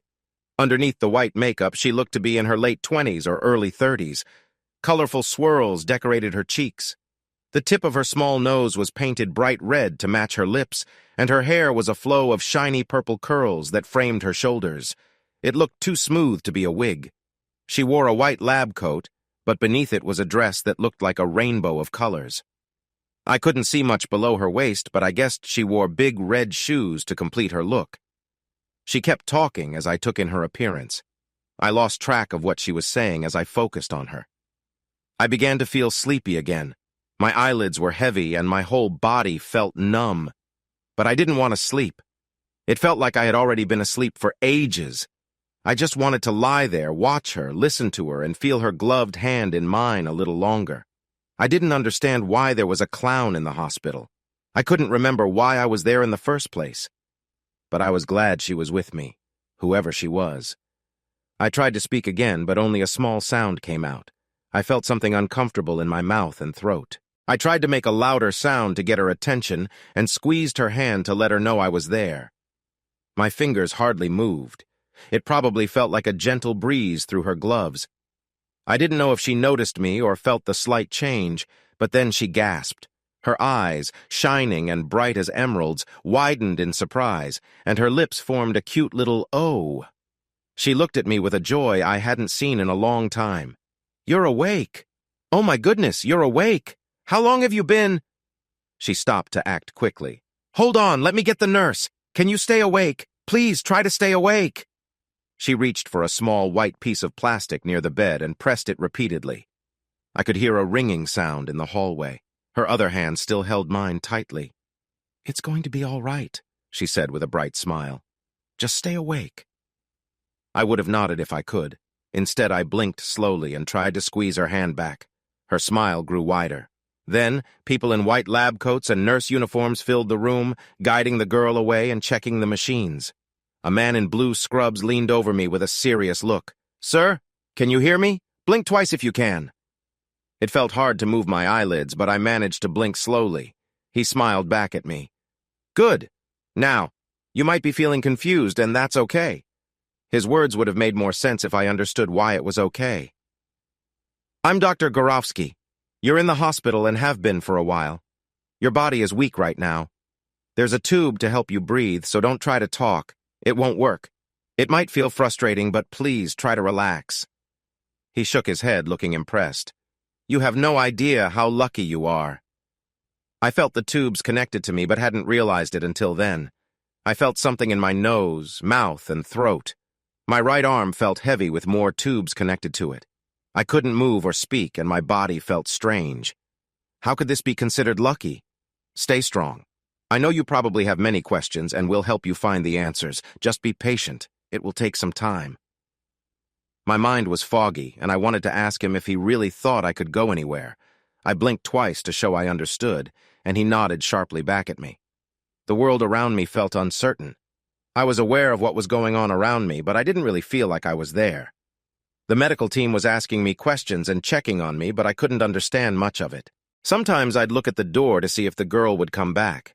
She didn't, but searching for her helped me pass the time. Thinking about her kept my mind busy too. Lying in bed, I wondered who she was and why she had been there. I'd heard stories about entertainers visiting kids in the hospital, and I imagined superheroes might show up too. I thought maybe Spider-Man or Wonder Woman would come next. But knowing my luck, it would probably be someone silly like Deadpool. After all, I wasn't a kid. Nurses and doctors came in and out, like the passing of time that felt blurry to me. I would sleep and wake up, and slowly I started to feel restless as I got better. Bits of memory returned to me. I remembered going to the store for milk and then falling, but I couldn't remember being shot. I didn't recall the faces of anyone else around, but I vividly remembered lying on the floor and seeing a sale on Hershey bars and Reese's peanut butter cups near the Kit Kats. Several days later, at least I thought it was several days, the clown girl came back. I was sitting up a bit more in bed and my mind felt clearer than before. They had also taken out the breathing tube, which I was glad I had missed while I was asleep. I still couldn't talk, but I could move a little. "Hey," she waved shyly from the doorway, glancing back into the hallway before stepping inside. She wore the same outfit as before, but this time her big red shoes were actually high heels, looking like stilts. It suddenly made me realize she was shorter than I initially thought. But then again, everyone seems taller when you're lying down. She carefully sat in the chair next to me and took my hand again. I felt a bit stronger now. I could grip her fingers lightly and manage a small smile. Turning my head to look at her was hard, but I did my best. "I'm really not supposed to be here," she said, "but I wanted to check on you." She rolled her big green eyes. I always found big eyes charming. "While you were sleeping, they called it therapy. Now that you're awake, they say it's getting in the way. Nurses are something else, right?" She reached over to brush a stray piece of hair from my forehead. It was a kind gesture that felt special. She seemed eager to keep the conversation going, so I let her do the talking. It felt nice to listen to her. Her voice was bright and cheerful. "So I don't know if you remember me, but I'm Cotton." She smiled and bit her lip. Her makeup looked great. It didn't even smear. "Do you recall that? I must have talked to you for hours in the past couple of weeks. I have no idea what you really heard. I thought if I just kept talking, you might notice me." Cotton laughed and shook her head playfully. "Silly me, I know. I'm a better entertainer than a serious listener, but I had to give it a shot." I felt a bit of discomfort as I swallowed. I couldn't speak or write, but I managed to move my hand in hers until my finger touched the soft fabric of her glove. I needed to know something, and there was only one way to ask. With great effort, I traced a single letter in her palm. For a moment, Cotton looked surprised, realizing how much work that took. She was quick to understand my question. She smiled gently, though there was a hint of sadness in her eyes, and held my hand in hers again. "Because there wasn't anyone else here for you." And that's how I met Cotton. Or rather, that's how I met Cindy. Cotton was both her last name and her clown name. At first, she wanted to be called Cottontail the Clown because she thought it sounded fun, but she wasn't really a fan of rabbits. Cindy told me she found out about me while visiting children in the hospital. Out of curiosity, she came to check on me. She felt sad that no one was visiting me, so she started spending time with me. It was a bit heartbreaking to learn that no one came to see me, not even my sister, but it made me appreciate Cindy even more. She had a kind heart. I discovered there was a reason my sister hadn't been contacted. No one knew who I was. Some people had gone through my belongings after I went down and took my wallet. I arrived at the hospital without any ID, which explained why I was still alive, and no one to identify me. They figured out I was a local, but beyond that, I was officially a John Doe. Even worse, until I could communicate, I remained a mystery patient. It took a week after I woke up before I could finally tell them my name. When they asked if I had any family, I said no. I had left my sister behind, and I didn't want to bring her back into my troubled life. But deep down, I didn't feel like that person anymore. I didn't feel like someone who had shut himself off from the world, angry at everyone and everything. That felt like a distant nightmare. But if I wasn't that person anymore, then who was I? Eventually, I learned more about my situation through Cindy and Dr. Gorowski. I had been hurt badly, with 3 injuries, one in my left leg, one in my belly, and one near my right lung. Now, I had a new knee that doctors said would last for 80 years. Cindy joked that I should get a refund for it. The second injury had damaged my diaphragm and moved up into my stomach, hurting some of my liver. The third shot hit to the right of my heart, affecting my lung, too. When I fell, I also hurt my head pretty badly, but thankfully my brain was okay. Still, the bump made it hard for the doctors to care for me. There was also the issue of not eating well. It seemed strange, but my poor diet and lack of sleep bothered the doctors. I wondered if they thought my mind was not quite right. Overall, I had spent a long time in surgery, about 93 hours, and I was in a coma for 6 weeks. I had flatlined twice, once in the emergency room and once during surgery. It would take a few more weeks before I could leave the hospital since I needed a lot of therapy to recover. The truth was, I had nowhere to go. I didn't have any insurance and no money to pay for the hospital bills or the help I needed. The thieves had taken everything from my bank account and my home, leaving me with nothing. Even if the police caught them, I was told by a detective that it was unlikely I would see any of my things again. I shared my worries with Cindy through a touchpad. She just smiled and said, "You can't do anything about it now. Just focus on getting better." Then she would tell me stories from her other jobs, her voice warm and reassuring, creating an atmosphere of comfort in the sterile hospital room. This is how she spent her time with me, and she enjoyed doing it. Cindy was really good at telling stories. It wasn't so much about the stories themselves, but how she told them that kept me listening. The nurses tried to keep Cindy from visiting, but I insisted she stay. I told them she was the only person who had been there for me, and I wanted her by my side as much as possible.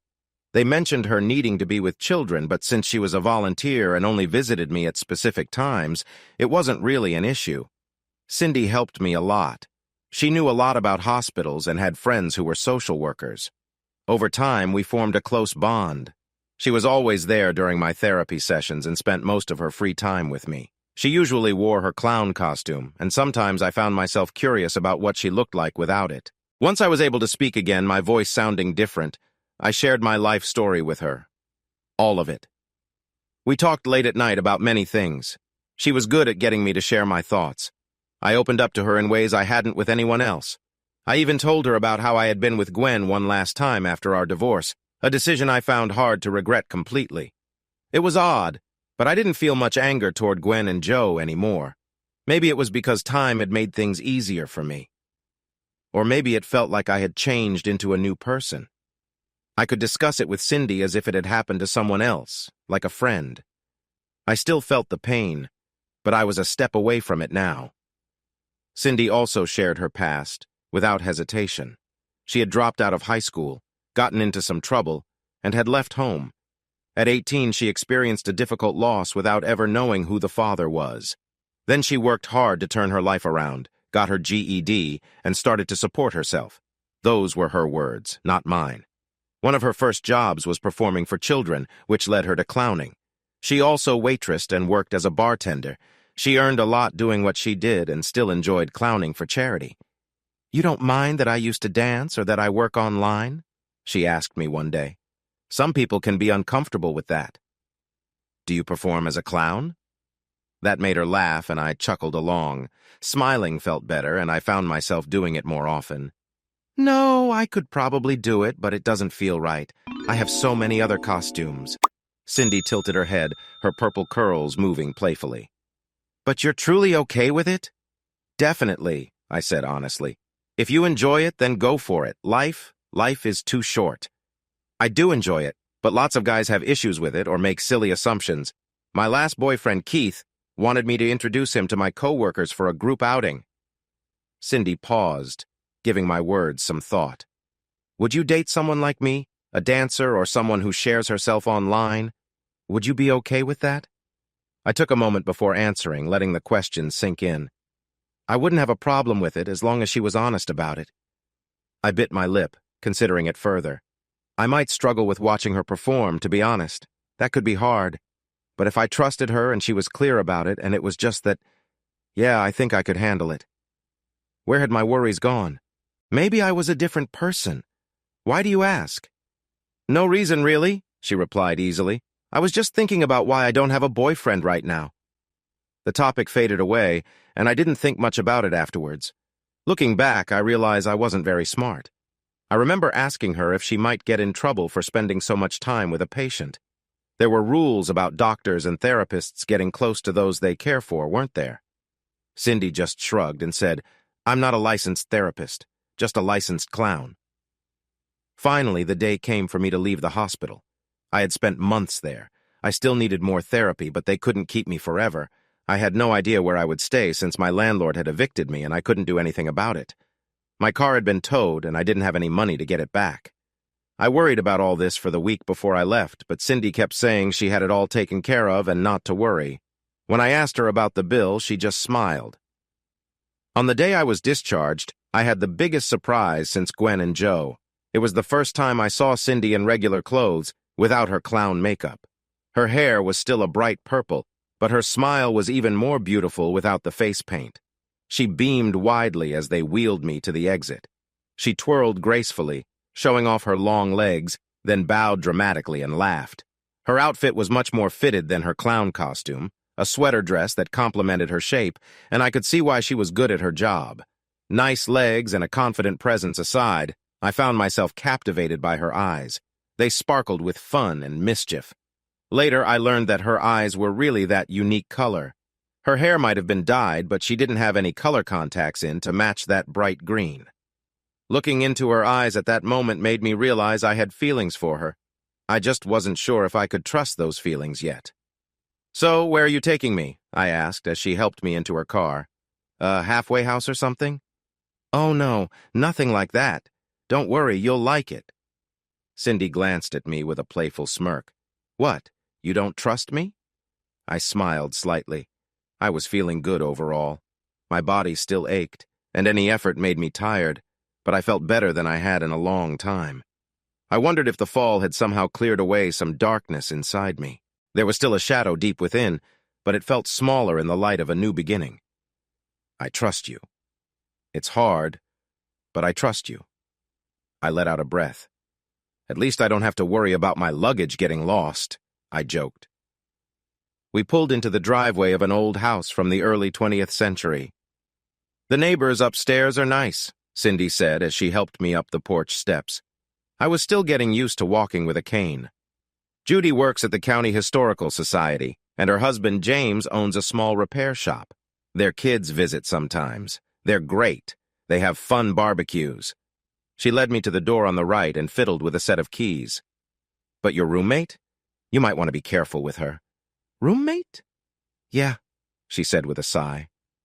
We stepped inside a cozy living room filled with mismatched furniture.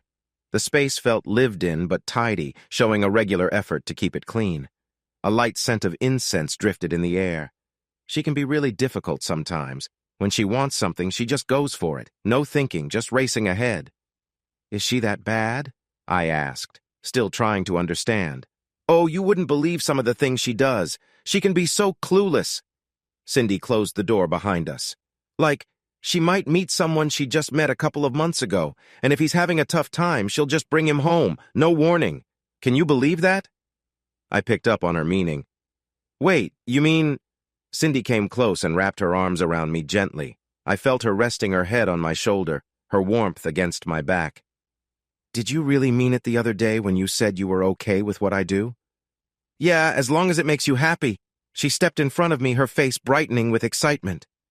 Yes, she said with joy, standing on her tiptoes. I learned that no one gives hugs like Cindy. 5 years went by and things improved. I noticed a big difference between Cindy and my ex-wife, Gwen. Gwen was quiet and somewhat passive. She had a dark style that never changed much. She wore simple clothes that didn't attract much attention. Looking back, she seemed to let life just happen. Cindy was full of energy. She was still small, but where Gwen was thin, Cindy had softness and curves. Her clothes were bright and varied, often mismatched, which made her smile. Gwen let life happen to her. Cindy? Cindy embraced life with laughter. Of course, we had our challenges too, just like any couple. My struggle with sadness didn't just disappear, though getting shot and recovering was a big deal. You could say it changed the way I thought. I didn't really have any serious issues afterward, just some bad dreams sometimes. And a few loud doorbells would make me a bit anxious, but I managed. Cindy, on the other hand, was quite the free spirit. Sometimes her adventurous nature would make me annoyed one day, and then I'd find myself appreciating her all over again the next. I still had a lot of medical bills hanging over me. Luckily, thanks to Cindy's help, I managed to reduce them a bit. The county covered some, charities took care of more, and after that it was just a matter of paying them little by little.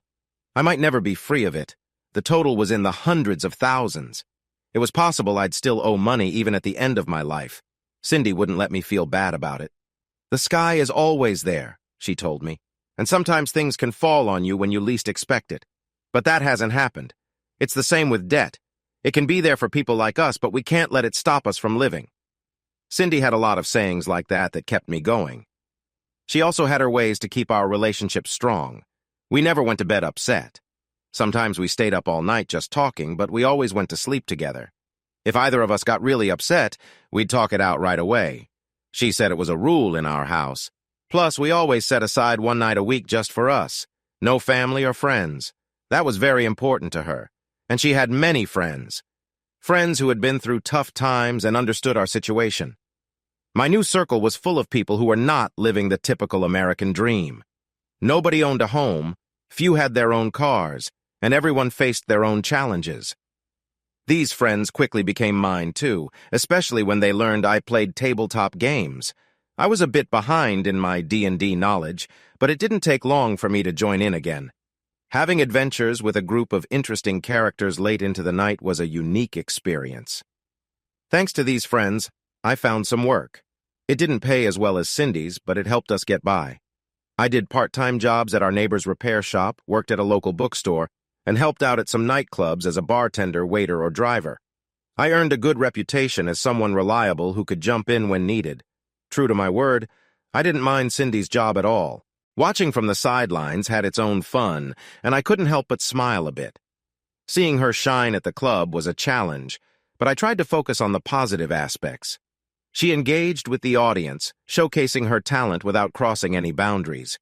It was a classy venue where professionalism was paramount, and her boss emphasized that everyone had to respect the rules. My partner was a wonderful dancer. She might not have been the best there, but she knew how to move. Even more impressive was how she could charm drinks and extra tips from the customers, winning them over with her warmth and friendliness. We would laugh on the way home while she counted her money, enjoying our time together. Things were better for me, but I never said we were perfect. I had learned a lot since the days when I let myself get hurt. I started going to therapy, and Cindy often came with me. We mostly attended group sessions at the local university because I couldn't afford a private therapist. I also joined different community support groups, and I began to work on feeling better and dealing with my sadness. I learned some important things, especially about my divorce and what had happened afterward. The truth is, I let myself become unhappy because I was punishing myself. Deep down, I was hurt that I had hurt the woman I loved, even if she had made mistakes too. I didn't believe I deserved love or friendship, so I isolated myself because I thought I didn't deserve to be happy. Sometimes the mind can be really tough. Part of getting better was reconnecting with my sister. It was hard for me. Cindy had to call her for me. When I said, "Hey, it's Jack," Annabelle was very angry. I stayed quiet while she expressed her feelings until Cindy took the phone. "Hey, Annabelle, this is Cindy. Who? Oh, your brother's been around with me. Just a heads up, he's been through a lot lately and needs some support." I was stunned. Long story short, your brother had some serious health issues. I know he's made mistakes, but raising your voice won't really help. Cindy smiled at me. What you should really do is see him in person. So when can you come visit? It was a heartfelt reunion. In short, after 14 years of struggle, I finally began to turn my life around. It took a lot. Dying, a lot of talking, hard work, 5 years, and a younger woman who wore noisy shoes to finally feel happy at the age of 52. I wasn't rich, and I might leave this world without money, but for the first time since my divorce, I felt calm. But life had one more surprise in store for me. It was May, and I was enjoying the small porch behind the house. It was a special day for Cindy and me. We both had the day off and decided to relax together. The air was cool, the grass was bright green, and the sky was a beautiful blue. It was perfect weather for sitting in a lawn chair with a cup of tea. I had brought a book about a game we were going to play next week, but I hadn't opened it yet. I wanted to enjoy being outside. After about half an hour, Cindy came out to join me. She had worked late the night before and had just woken up. I smiled when I saw her. "Hey, how did you sleep?" I asked. She made a soft noise and sat down in the chair next to me. She took my hand and gently stroked it with her fingers. It was usual for her to be quiet in the morning, so we sat there holding hands as birds chirped and cars moved in the distance. It felt like it was going to be a good day. "Jack," she finally said without looking at me, "did you talk to Annabelle last night?" "Yeah. We talked about small things like the kids." "Why?" Cindy nodded, her beautiful curls bouncing. "Did she mention anything else?" I thought for a moment. Remembering things was sometimes tricky for me, but I usually did well with my sister and her family. "Not really. We didn't talk long." Then a thought hit me. "Oh, she did say she got the results from that DNA test she took a few months ago. She's been very interested in family history lately. I'm not sure what she hopes to find." "I think it's for the kids," Cindy said quietly. "She and Duncan want them to understand their roots." I chuckled. "But they're adults now." "Well, except for James, and he's old enough to realize he didn't just appear out of nowhere. Knowing about family can be important," Cindy smiled lightly. "Anything else?" I wasn't always the quickest to catch on, but her tone made me curious. Cindy usually didn't avoid topics. "No," I said slowly, trying to nudge her to share more. "Maybe my sister had seemed a little off when we last talked. Should she have?" My girlfriend clicked her tongue in annoyance, her lips twisting slightly. "Maybe. She asked me to talk to you about it today, but I was hoping she would explain more herself." Cindy bit her upper lip, then sighed. "Look, you were saying how she's been busy with her family history stuff, right? Trying to find lost relatives and all that?" I wasn't sure where she was going with this. My father had died when he was young, and we had never been close to that side of the family. I understood why Annabelle might be curious. We also had cousins on my mother's side that we hadn't heard from in years. Everyone loves a good mystery. There are even TV shows about discovering family roots. But Cindy sounded worried. I kept quiet and waved my hand, encouraging her to continue. Another smile crossed her lips as she squeezed my hand, just like when she visited me in the hospital. "What if Annabelle found something? Something from your past that you didn't know about? Something about—" She took a deep breath. "Gwen." Hearing this made me uneasy, and I could feel my jaw tightening. "Cindy, I'm trying to put the past behind me. That's what the therapists said. I need to either accept it or let it go. I've struggled to accept it, so I've decided to let it be. If it turns out Gwen is related to me somehow, I'd rather not know." Cindy let out a small sound of frustration. "You might not be better off, Jack, but maybe you would be.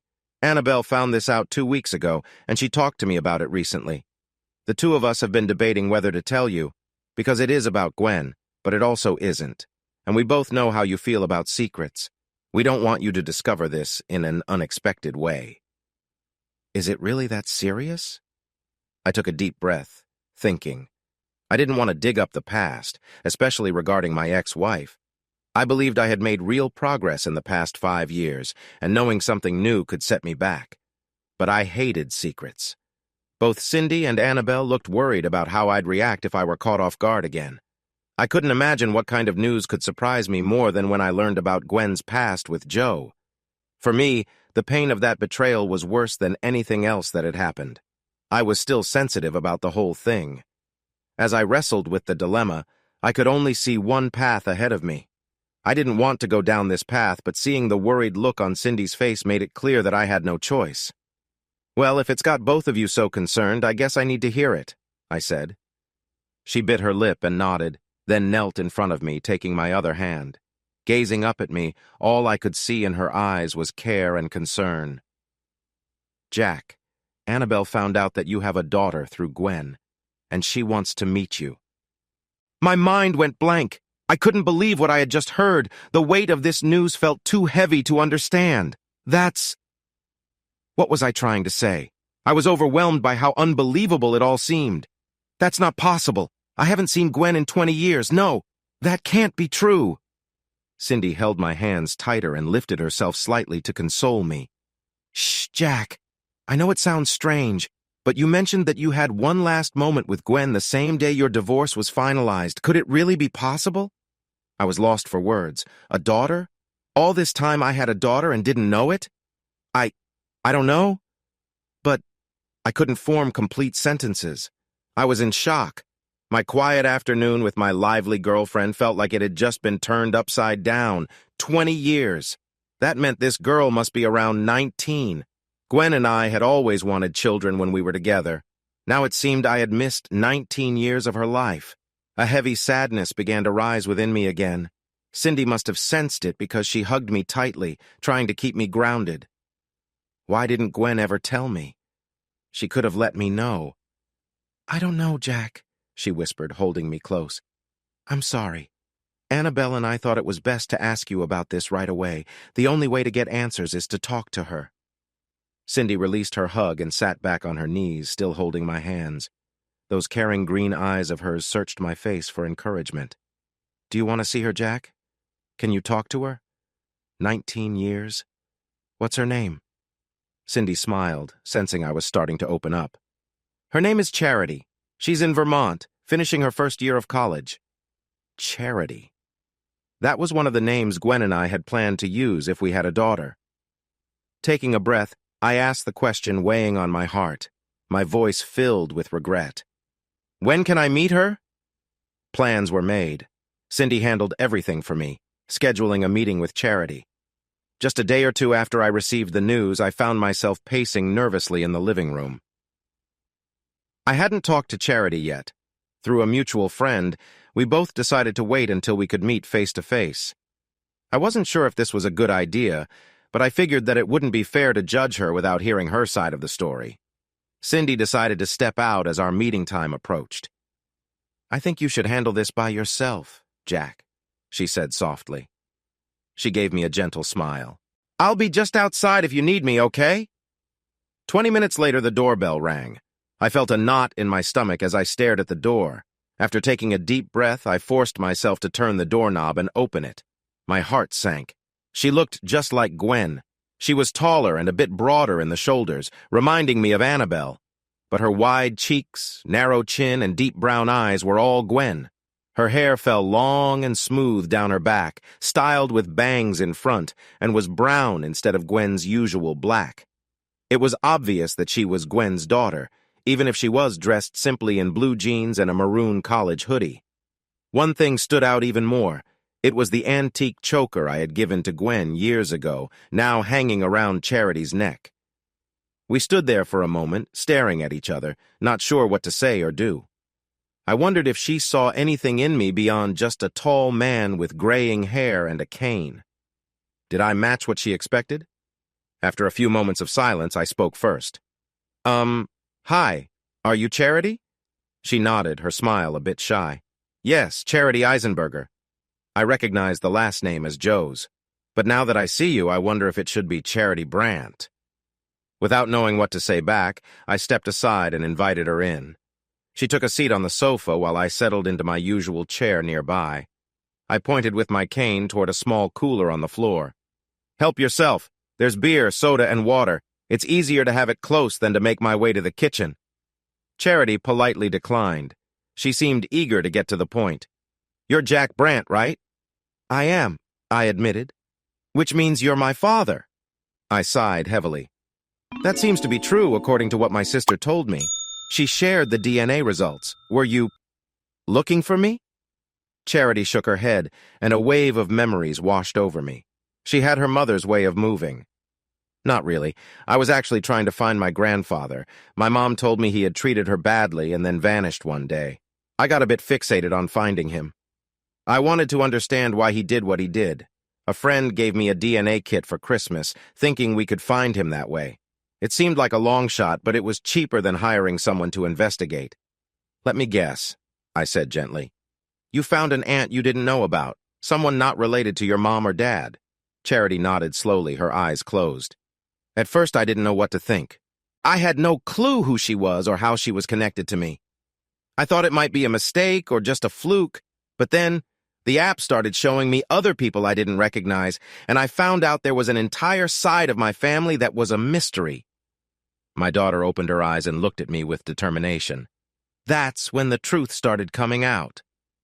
I reached out to Annabelle through the app, then by email, and we began talking on the phone. She told me everything, about you and my mom, and about Joe. Joe's your father? Charity let out a small laugh. Legally, yes, but he never really acted like one. He tried his best, though, and I forgive him for that. But I always made him uneasy. Do you think he knew? That your mom and I? Well, that one last time? I thought about that. I don't think he knew. He always thought I was his. When I brought this up with Mom, she broke down and begged me not to tell him. She said it was the one secret she had kept from him. A secret she said was only fair. This made me shake my head in disbelief. Oh, the irony of that, I said, tilting my head to look at her closely. If Joe had gotten Gwen pregnant, their plan was to say it was mine. Irony indeed. Your mom told you what led to our divorce, right? Charity laughed lightly, glancing around the room to avoid my gaze. Yes, but it took a lot of pushing to get her to share. What she didn't say, your sister told me instead. She then looked down at her shoes, her voice becoming soft. I didn't know you two had been married and divorced. I didn't even know you were in my life at all. Nobody talked about you in front of me. I had no idea that Mom had been married to anyone other than my dad. Now that we were talking, I felt surprisingly calm. Your mother was good at keeping secrets, I said gently, pointing to her necklace. Did she give you that choker before or after you learned about me? Her finger touched the metal around her neck. She gave this to me when I was 6, although it didn't fit until I was 14. I've worn it almost every day since. A shadow crossed her face and her expression became serious. When I asked her about you, she finally told me where it all started. I remember giving her my last gift, I said quietly. She tilted her head, the darkness around us fading a bit. I remember being young and hearing her cry. It usually happened at night, especially when Dad was gone. One time I asked her why, and she said something like, because he's out there alone. I thought she just missed Dad, but now I wonder if it was more. Your mother and I cared for each other deeply, I told Charity gently, but what she wanted was not meant to be. And so you went away. And so I went away. The room filled with silence again. We both wandered through our thoughts until I decided to ask something else. Did your mother ever tell you why she didn't let me know about you? She let out a quick laugh. It took some effort to get it out of her, but yes. Basically, she knew you wanted to move on from that part of your life because it caused you pain. She thought that if you found out about me, you might resent us both. She didn't want you to feel tied to her again. Gwen really did know me well. Maybe she was right, I admitted. I had thought a lot about this in the past days while waiting to see Charity, and her words made sense to me. After your mother, I went through a very tough time. I can't say how I would have reacted back then. I reached out my hand to her, palm up. But now I wish she had told me about you. It's not fair that we missed out on knowing each other. She also said she wanted to hold on to a part of you, something special that you two shared. Charity looked at me with hopeful eyes. You don't dislike me, do you? I almost laughed with relief. Why would I dislike you? I was afraid you might hate me for leaving your mother and you. She smiled, eagerly took my hand and shook her head. I started to feel that way until I learned the whole story. I thought maybe you didn't want me and that's why you left. But now I see it was because of some misunderstandings. To be fair to Gwen, it was not exactly a game. I found myself feeling a bit kinder toward my ex. Your mother believed that ignoring a problem was the best way to handle it. She didn't want to tell me about what was happening, so she said nothing. She didn't want you to know about me, so she kept quiet. I can't say I'll ever fully forgive her for that, but I can understand her reasons. I squeezed my daughter's hand gently. But none of that is about you. I wish you had been my father while I was growing up. You seem so much better at talking about feelings than Dad. If it were him, he would have said this wasn't his thing and suggested I talk to Mom instead. Are you talking about Joe? Well, I think he set himself up for this.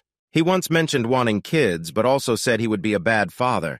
I guess he never gave himself a chance to find out. She paused, thinking about what I said. So, what do we do now? Should I call you Dad? I raised my eyebrows. That might be a bit much for now. It's definitely better than sperm donor, but we still have a lot to learn about each other first. For now, just calling me Jack is fine. Charity nodded, but I could see she looked a bit sad, so I quickly added, now that we know about each other, we can take some time to really get to know one another, if that's what you want.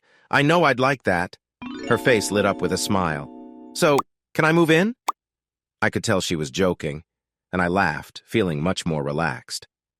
Well, that depends. Are you planning to bring friends over sometimes? She suddenly looked surprised. No, I mean, that's not a problem. About this friend, I asked. The one who gave you the DNA kit. She's not a boy, is she? No. And maybe she's more than just a friend. Charity pulled her hand back and sank into the couch a bit. Is that a problem? I kept smiling to let her know it was okay. Well, I'm not sure yet. I haven't met her, but I'd really like to. If she's here with you, maybe we could all go out for dinner together. How does that sound?